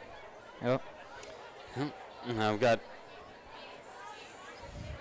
We've got 30 seconds left to go here in the third quarter. It is 26-14. The Clipper Cats are lining up to try to get one more play in before the end of the quarter. 5 wide receivers. Nobody in motion. He plays it out to the left, trying to find a man. Not able to do it. Breaks a couple of tackles. And spins himself in to the 1 yard line. Brought down at the 1 yard line. That was a broken play, and he was able to just squeak his way up there. That's a smart football play right there, because he had, as soon as he saw nobody, he ran right to the outside and spun for a while and got to like the 1 yard line, it looks like. 21-yard run on that. Hindle able to get down to finish out this third quarter. We've got some out-of-city news for football. Is Londonderry, this is huge. They're leading South 36-0, and this is a huge game for Londonderry. Honestly, I'm bummed that I'm not there, but I'm happy to be working this one. This is in honor of a great kid, Jake Nahr, who passed away in a car accident in March. He was a star player for Londonderry, and every time I drive around Londonderry, I see the signs in his honor in people's yards. I'm sure many, many people still miss him to this day, and this game will definitely be in his honor, and I know he's watching his Lancers in his jersey from above. It's always sad to hear of the passing of someone so young with so much potential, so much life to live. But I'm glad the team is rallying together and finding a sense of purpose and honestly able to get out there and just play the game. So good job for the Lancers being up 36-0. It's tough to deal with. It is. We actually had today, sadly, a former Bow football player sadly passed away in a car accident. I'm not sure of the name, but he was a football player for Bow. Inside run. Gets in for the touchdown. So the Hindle broken play gets him to the 1 yard line, and then a big inside run gets the touchdown. The Clipper Cats are up now 32-14, and they're going to go for the point after. This game's not over, though. This game is not over. I'll tell you that right now. Fourth quarter, got a full quarter of football to play. The fourth quarter is upon us. It's been a pretty good game. It's been, the lead has been in Portsmouth hands the entire game, but Memorial has come within striking distance several times, and now they're going to take back over. Personally, I think they need to get a couple of good pass plays. They need to get some good momentum and maybe a little bit of luck. Moral of the story, they need to get yards quick, and a lot of them in very quick time. Yep. You don't want to take too much time off of the clock, but maybe just a few pass plays, get them 6, 7, or 8 points. Try to get that bounce again on the kick. A lot of luck here is needed, but in no way is this game a runaway for Portsmouth quite yet. What in the world? Now, it looks like we've got Chase Burris back to receive, but I don't see Eric Seymour. He's usually back there, but on the back line we've got a number 19 who is not on my roster. You know, from former years watching, that may be Roman Carnival. I'm not sure, though. I can't really tell, but that might be Roman Carnival there on the return. And mystery number 19 receives the ball. Is able to get up to about the 25-yard line. Had about a 15-yard return on that. Not bad for having a number and not a name. See if they say a name. Dominic Milano, it sounded like they brought him down. Brought him down. No name for the returner, though. I wonder if that's also a mystery. Lebanon, who we saw last week over in Manchester West, is the leading Hollis Brookline, 50-6 right now. They've scored 110 points in 2 weeks. That's the best team in Division II for you, folks. Wow, that's all I have to say about that. 110 points in 2 weeks. That's 55 points a week if my math is correct. Oh, is that a fumble? Penalty. Uh-oh. Oh.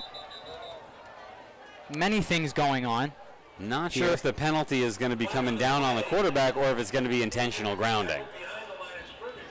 It looks like, though, nobody picked it up. So it looked like it may have hit the defender's hands. I believe it was an intentional grounding call. He was on his way down, and he might have thrown the ball forward. I'm not sure. Was it? Is that what they're calling it?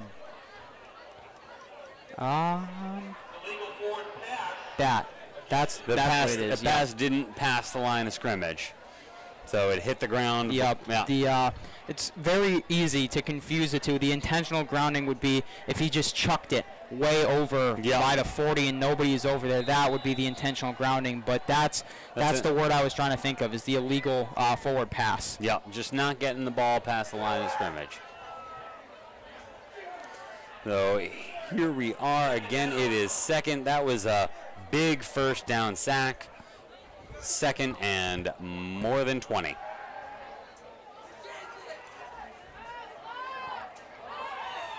Oh. Had a good receiver underneath, but couldn't quite put the ball on target as he was pursued out toward the sideline. Looks like Carboneau also lost his footing there. Now it's going to be third down and 23 yards to go. From the 12-yard line, their own 12-yard line, they've got a long way to go, 88 yards. And the Bedford Bulldogs are leading Dover Green Wave 36-14. Now Bedford will come to Memorial. Dover's who Memorial played last week. Bedford will come to Memorial October 17th, I believe, is the date for that game. We will hopefully Great pass be to there the for that. outside. Number 13, Sawyer Bergeron, able to put his hand down, stay on his feet, and get another couple of yards out of that. Valiant effort on the extremely long third down play, but here we are at 4th and 11, and I think it's time to see the punter. Yep.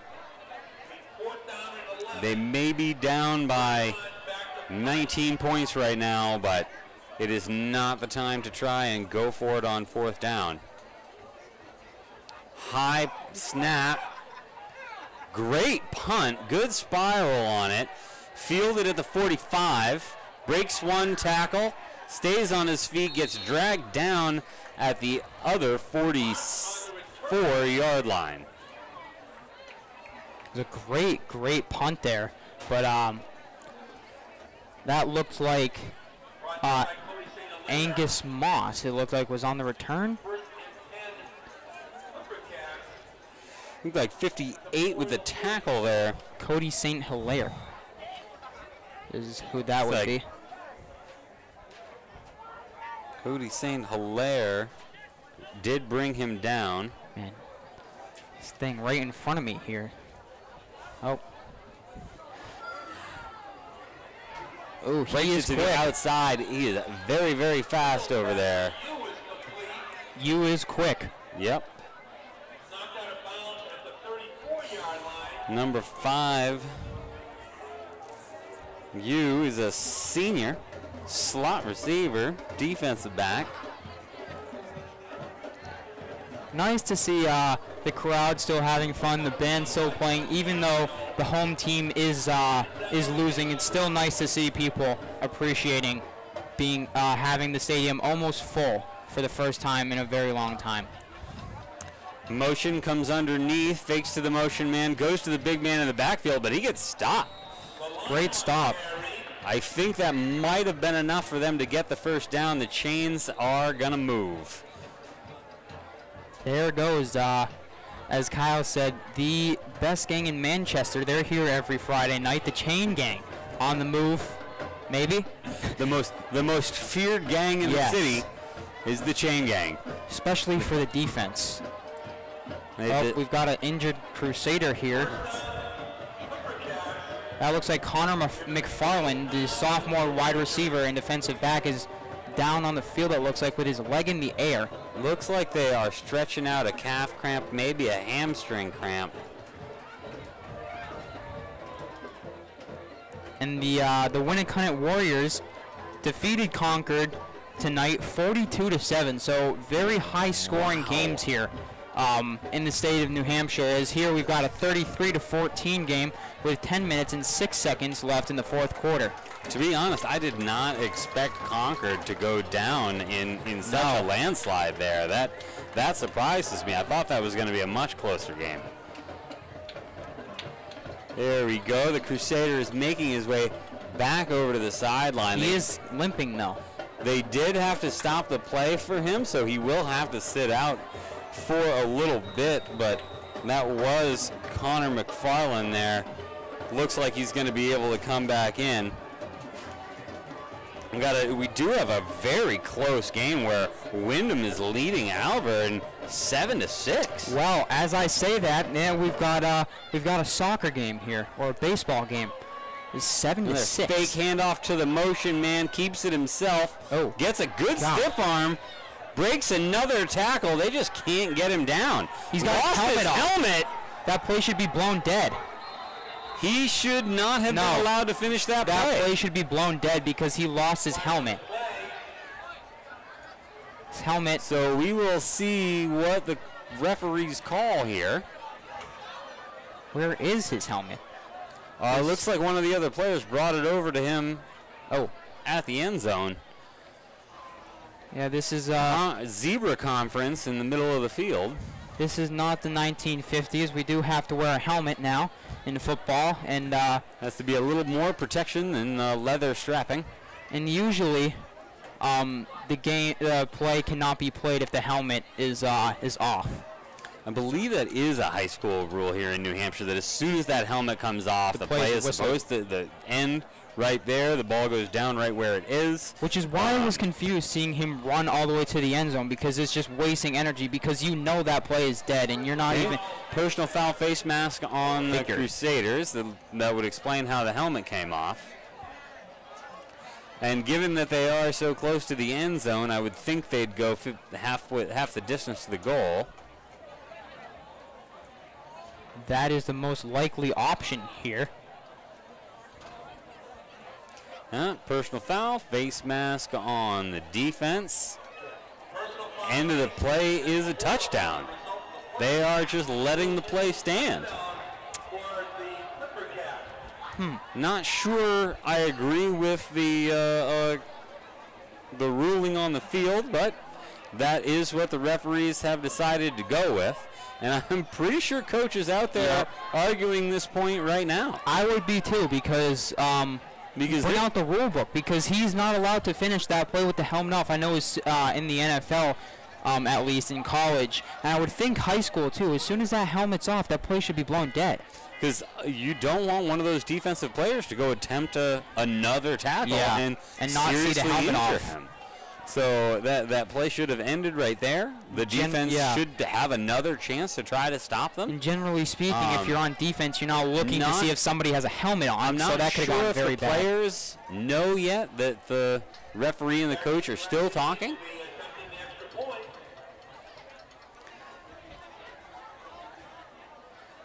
But the referees are not going to change their mind, apparently. Coach Sturgis does not look very happy. He definitely does not. This defense should have another chance to stop that offense out there. This is what it is. Here we are, Friday Night Football. We got 9:31 left to go in the game. The Clipper Cats are now up 40-14. And Londonderry defeats Nashua South 43-0 in honor of Jake Narr.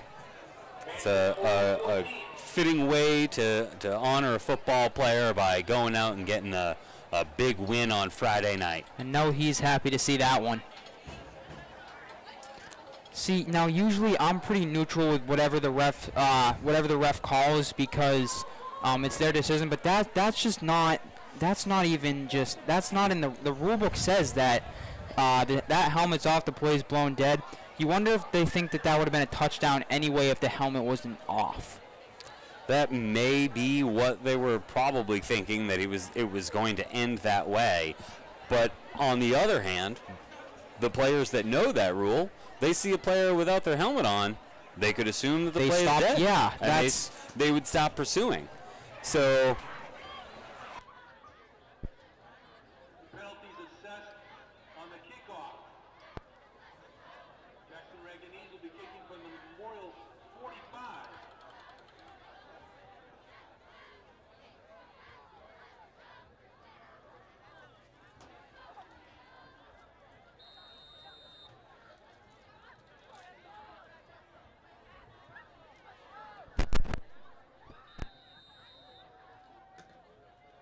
Ball is kicked into the end zone for a touchback.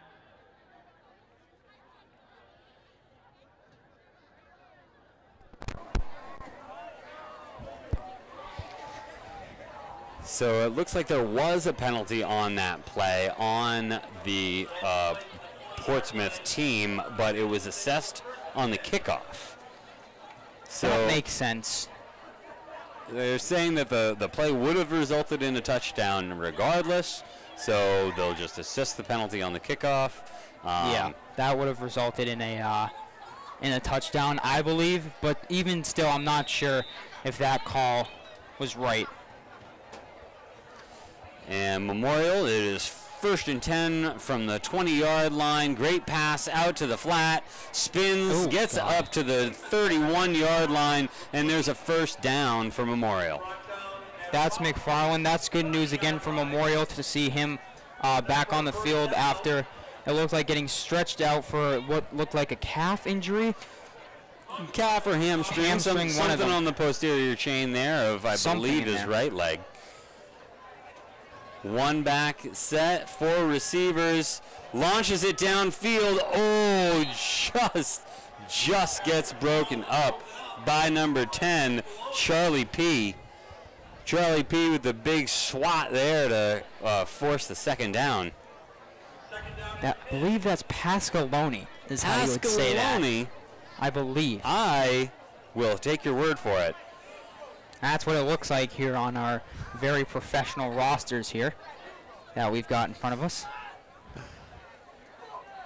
2nd and 1, again fakes the handoff to the outside, keeps it himself, not able to round the corner, but does get about 3 yards. Good little fake play there. Had the man in motion. No real option on that except to run, but. And the way they were pursuing on that far side, there were no good options in that option play.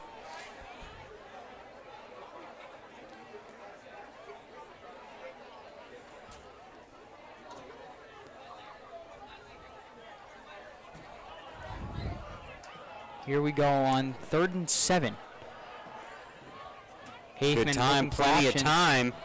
Gets the ball off, gets a great pass up the middle, gets into Clipper territory up to about the 46-yard line. Who did I say I wanted to have a big reception or a couple in the second half? Somebody at home shouted out Jacob Calabro, and there he is wide open in the middle of the field. Great look there by Hafman to find Calabro. Another pocket pass, another pass over the middle. And they're eating him up over that middle of the field, dropping him behind those linebackers. There we go. You were saying we needed yardage. We needed yardage quickly. I think they heard you talking from up here. I believe so as well. They've got pretty good hearing down there if they did. Or maybe the mic hooks up to the speaker. Breaks it out to the left side.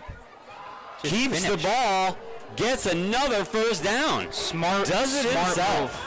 A smart move there. I know he raised his arm to try to throw it, but at that rate you're going at an angle towards the sideline. Try to cut back in there and then just get out of bounds like he did right there. Don't even bother throwing. But that little pump fake might be enough to make that corner stutter step, give you that first down yardage. So raising that ball up like that can be risky, not protecting the ball, but it may be enough to fake him and get you another yard. Here we go with 1st and 10 from the 17-yard line. Again, plays it out to the side, gets a good spin. Seymour just steps out of bounds. Somewhere near the first down marker. Going to be real close. Looks like the 8-yard line. And it is 2nd down. And 1, I believe, yes. Now the scoreboard says 2nd and 1. From the 8. 2. Looks like it's a long 1, a short 2, somewhere in that margin. Somewhere in there.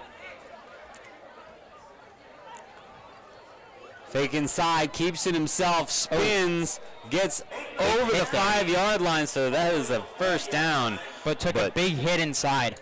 Yep, got up slow. Number 52 for the Clipper Cats coming away with that tackle, Silas Garland.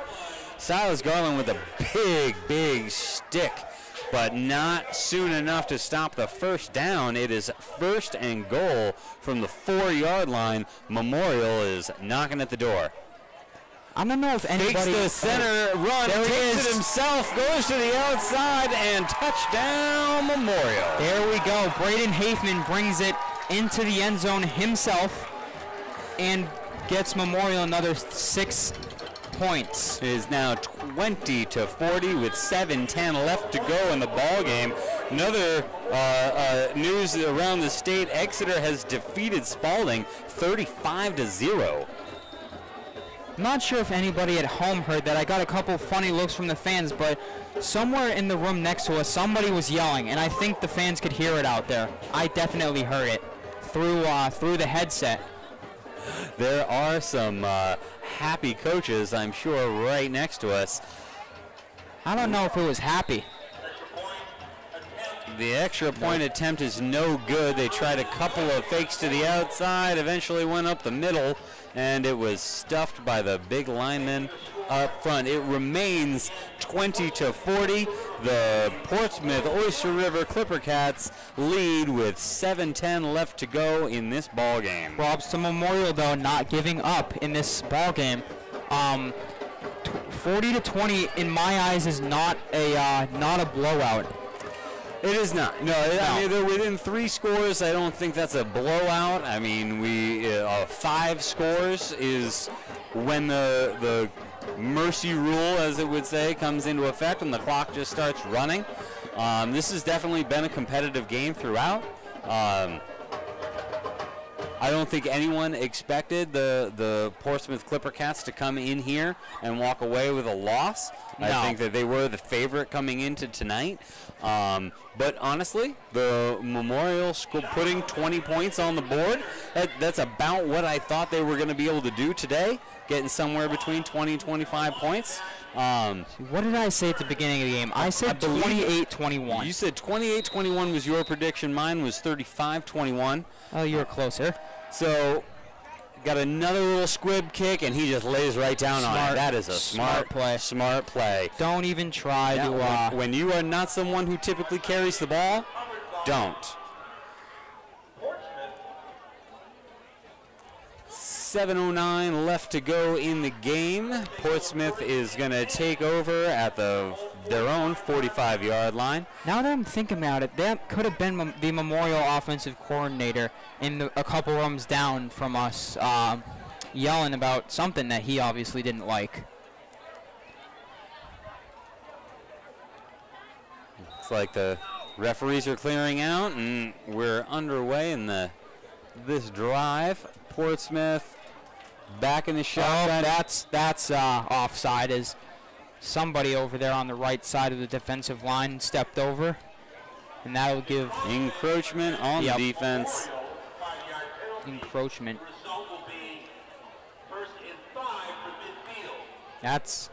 That'll put them 5 yards up the field at exactly the 50-yard line. Basically, starting a drive at midfield. That's what you want there if you're Portsmouth, starting a drive from the 50. Hand off to the motion man. He's able to break one tackle, but then gets brought down by 3 Crusaders.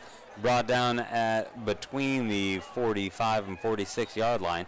I'm not sure if any of you at home could see that, but what I'm seeing is after that first fumble, the fumble on the motion man in the first,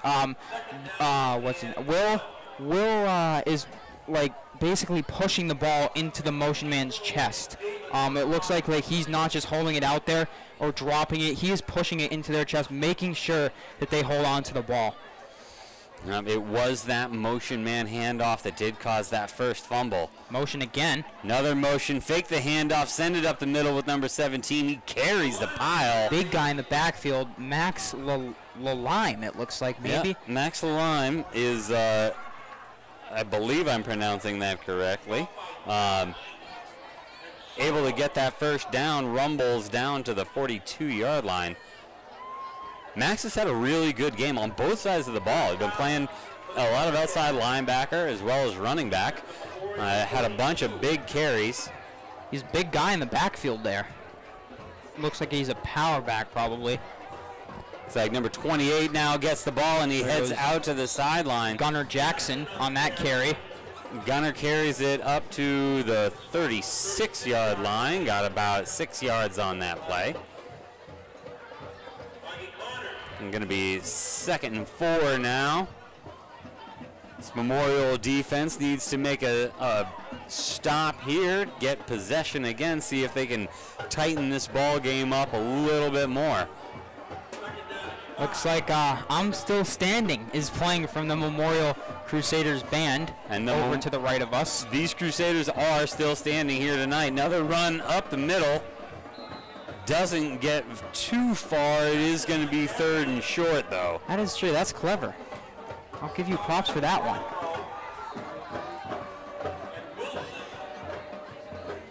Yeah, 3rd and 3 now. Couple personnel changes for Oyster River.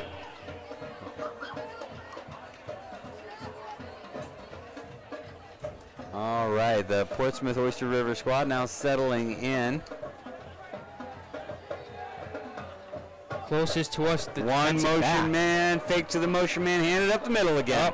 This There he time they goes. come Oh, near he's got us, space. rounds the corner. He's got the speed, and he's in for the touchdown. And that was Max Lalime, as we were just talking about how he's had an incredible game. On both sides of the ball at that.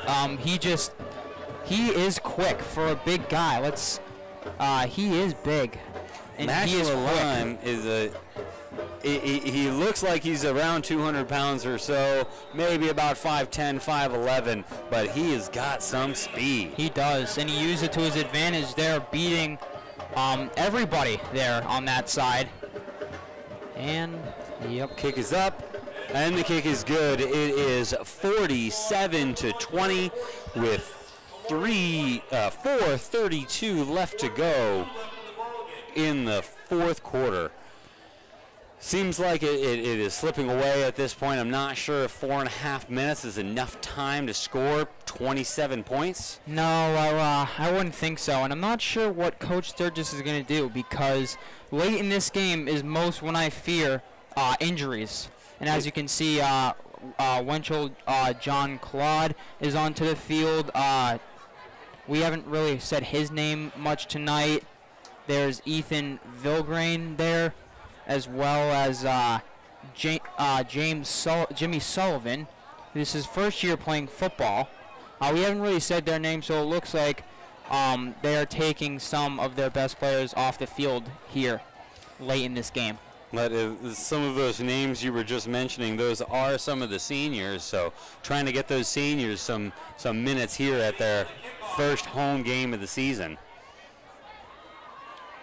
Fields it at about the 16-yard line, makes a great run up to the 35 or so. Looked like Burris there. Good 20-yard return on that. Let's see if Memorial can put another 6, 7, or 8 points on the board here. Keep this within 20 points. It would be nice to see them be able to put together a good drive here. Even if it does eat up the rest of the clock, they know that the victory may be out of reach. But at this point, we're getting some points for pride. Absolutely. Either way, this will go down in Memorial history. The first game on the brand new and very well done turf. Breaks to his right. Good pass. Gets the first down yardage. Good run after catch to get the ball into Portsmouth territory to the 49-yard line. Raymond Aline with that reception there. Junior, big wide receiver there. Nice job by him to spin into the middle and then take some space to move it up to about half field, maybe the 49 or the 48.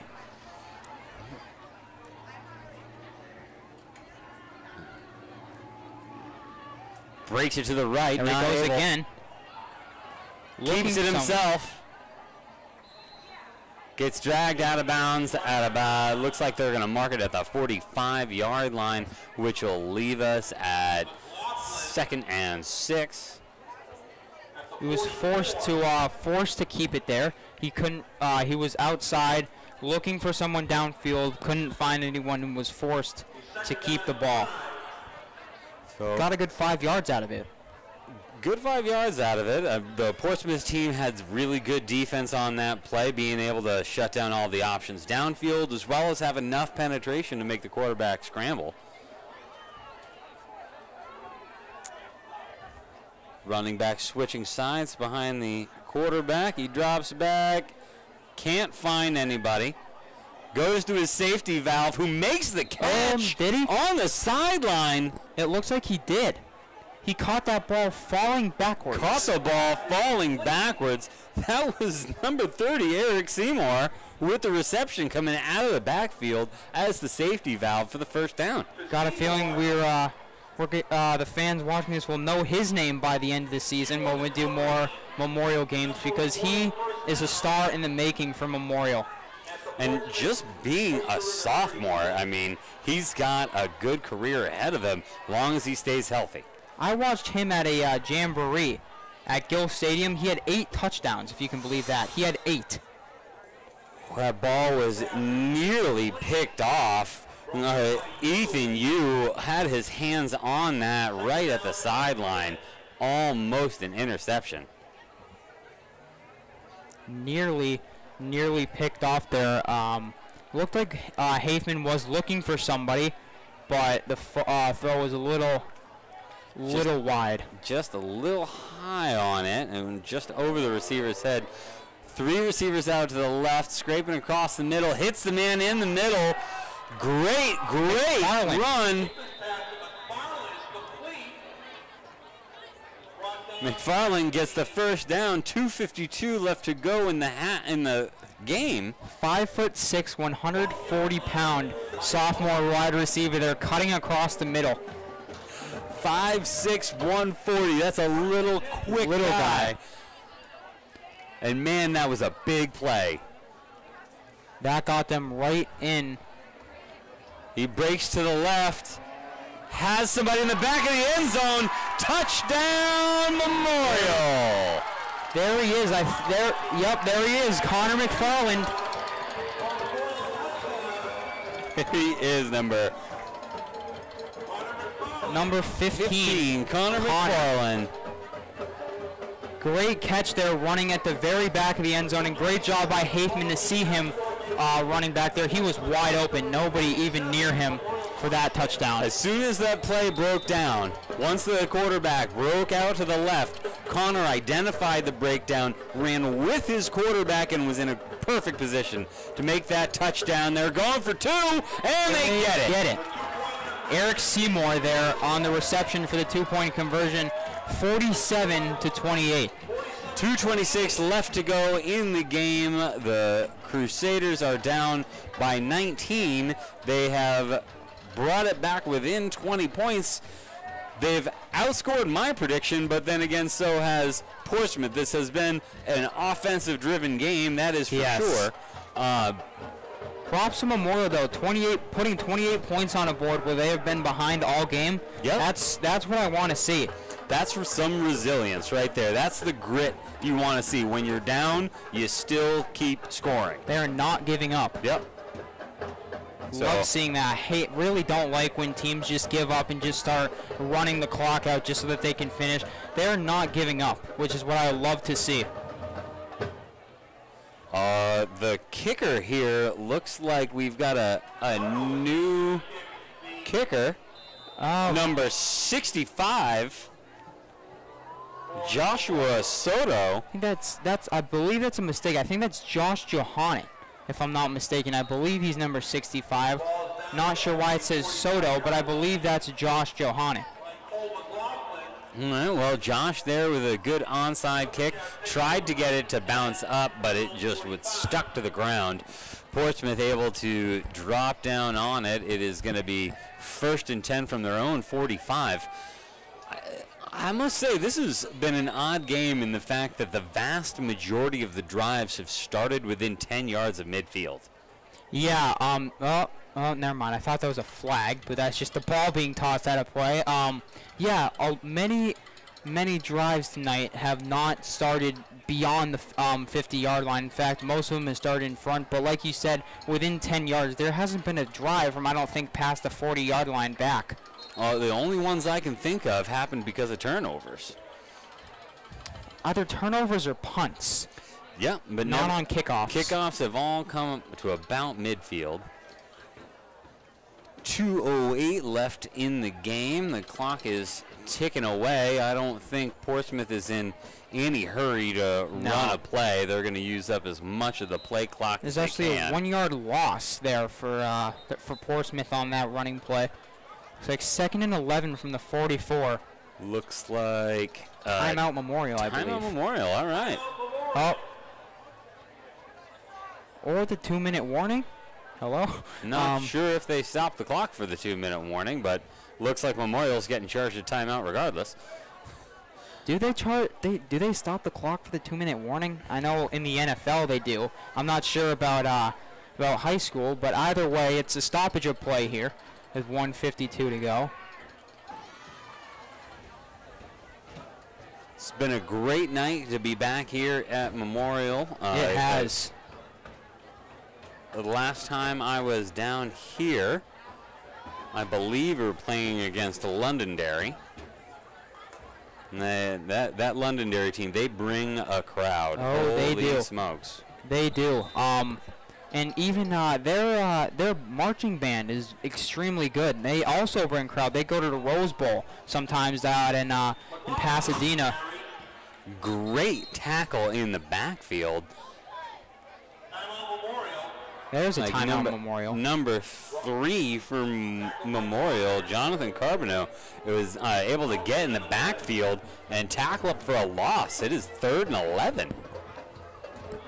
That's a stop you want to see. That is exactly the kind of stop you want to see. So it looks like both sides are starting to filter in some of their seniors and some of their subs just to try to get guys more reps now that the game is all but decided. Get some varsity reps for these young guys here. Exactly. Give them some time under the lights. As I know myself, I always loved playing at Friday night lights. I went to a high school where we did not have lights at our stadium, so the majority of our games were Saturday day games. But whenever we got to play under the lights, it was always very, very exciting. So I'm sure. Glad to see these guys out here getting some reps in. Never played football before, just never was big enough. But playing under the lights in anything is always fun. Looks like we've got a false start on the offense. Gonna make the 3rd down even longer. We're gonna have 3rd and 16. This week, Memorial, I'm sure we'll see how the outcome of the Central game is tomorrow, because they've got Central's opponent for the 2nd straight week in a row. Central played Portsmouth last week. They're scheduled to play Goffstown tomorrow, and guess who's Memorial's got next week? Goffstown. So they will prep for that game. Sweep to the outside. It bounces off the ground, but he's able to recover it. It gets pushed out of bounds. Looks like they're going to have him pushed out of bounds. Oh, wait, the referees are talking about something now.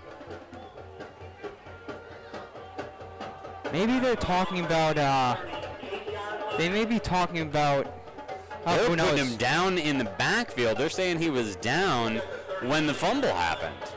Interesting. So it is 4th and at least 16 or 17, and they are punting away. From the 39, it's 4th and 16.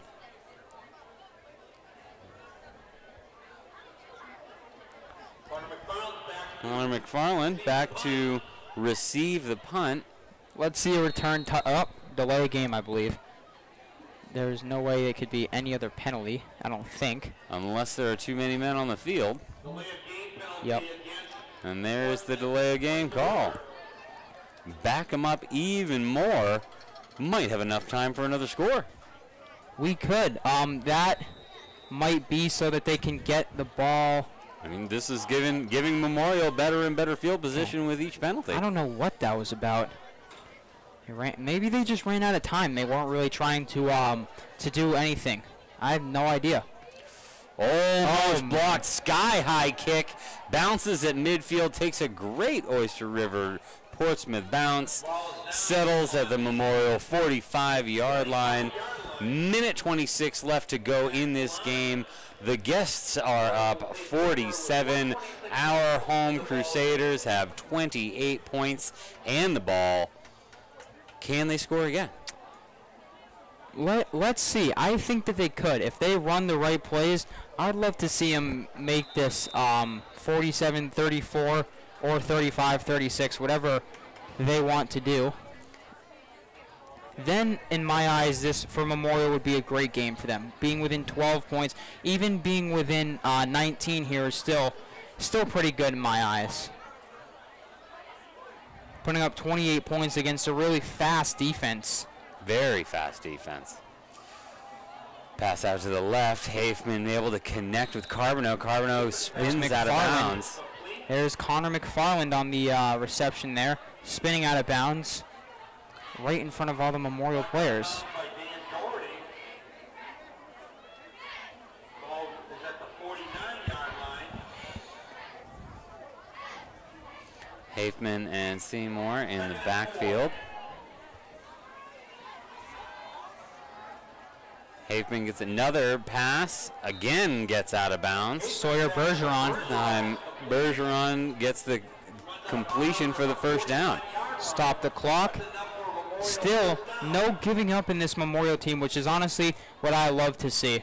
I like the play calling they're doing right now with the passes toward the sideline. It's good clock management. It's going to be interesting next week when they host Goffstown, especially after the outcome of Central's game, because Portsmouth blew Central out of the water. Picked off. Hafman's pass intercepted. By Doherty at the 9-yard line. And that, if that pass had connected, that would have been a game changer. That's Daniel Doherty on the interception. But anyways, it's going to be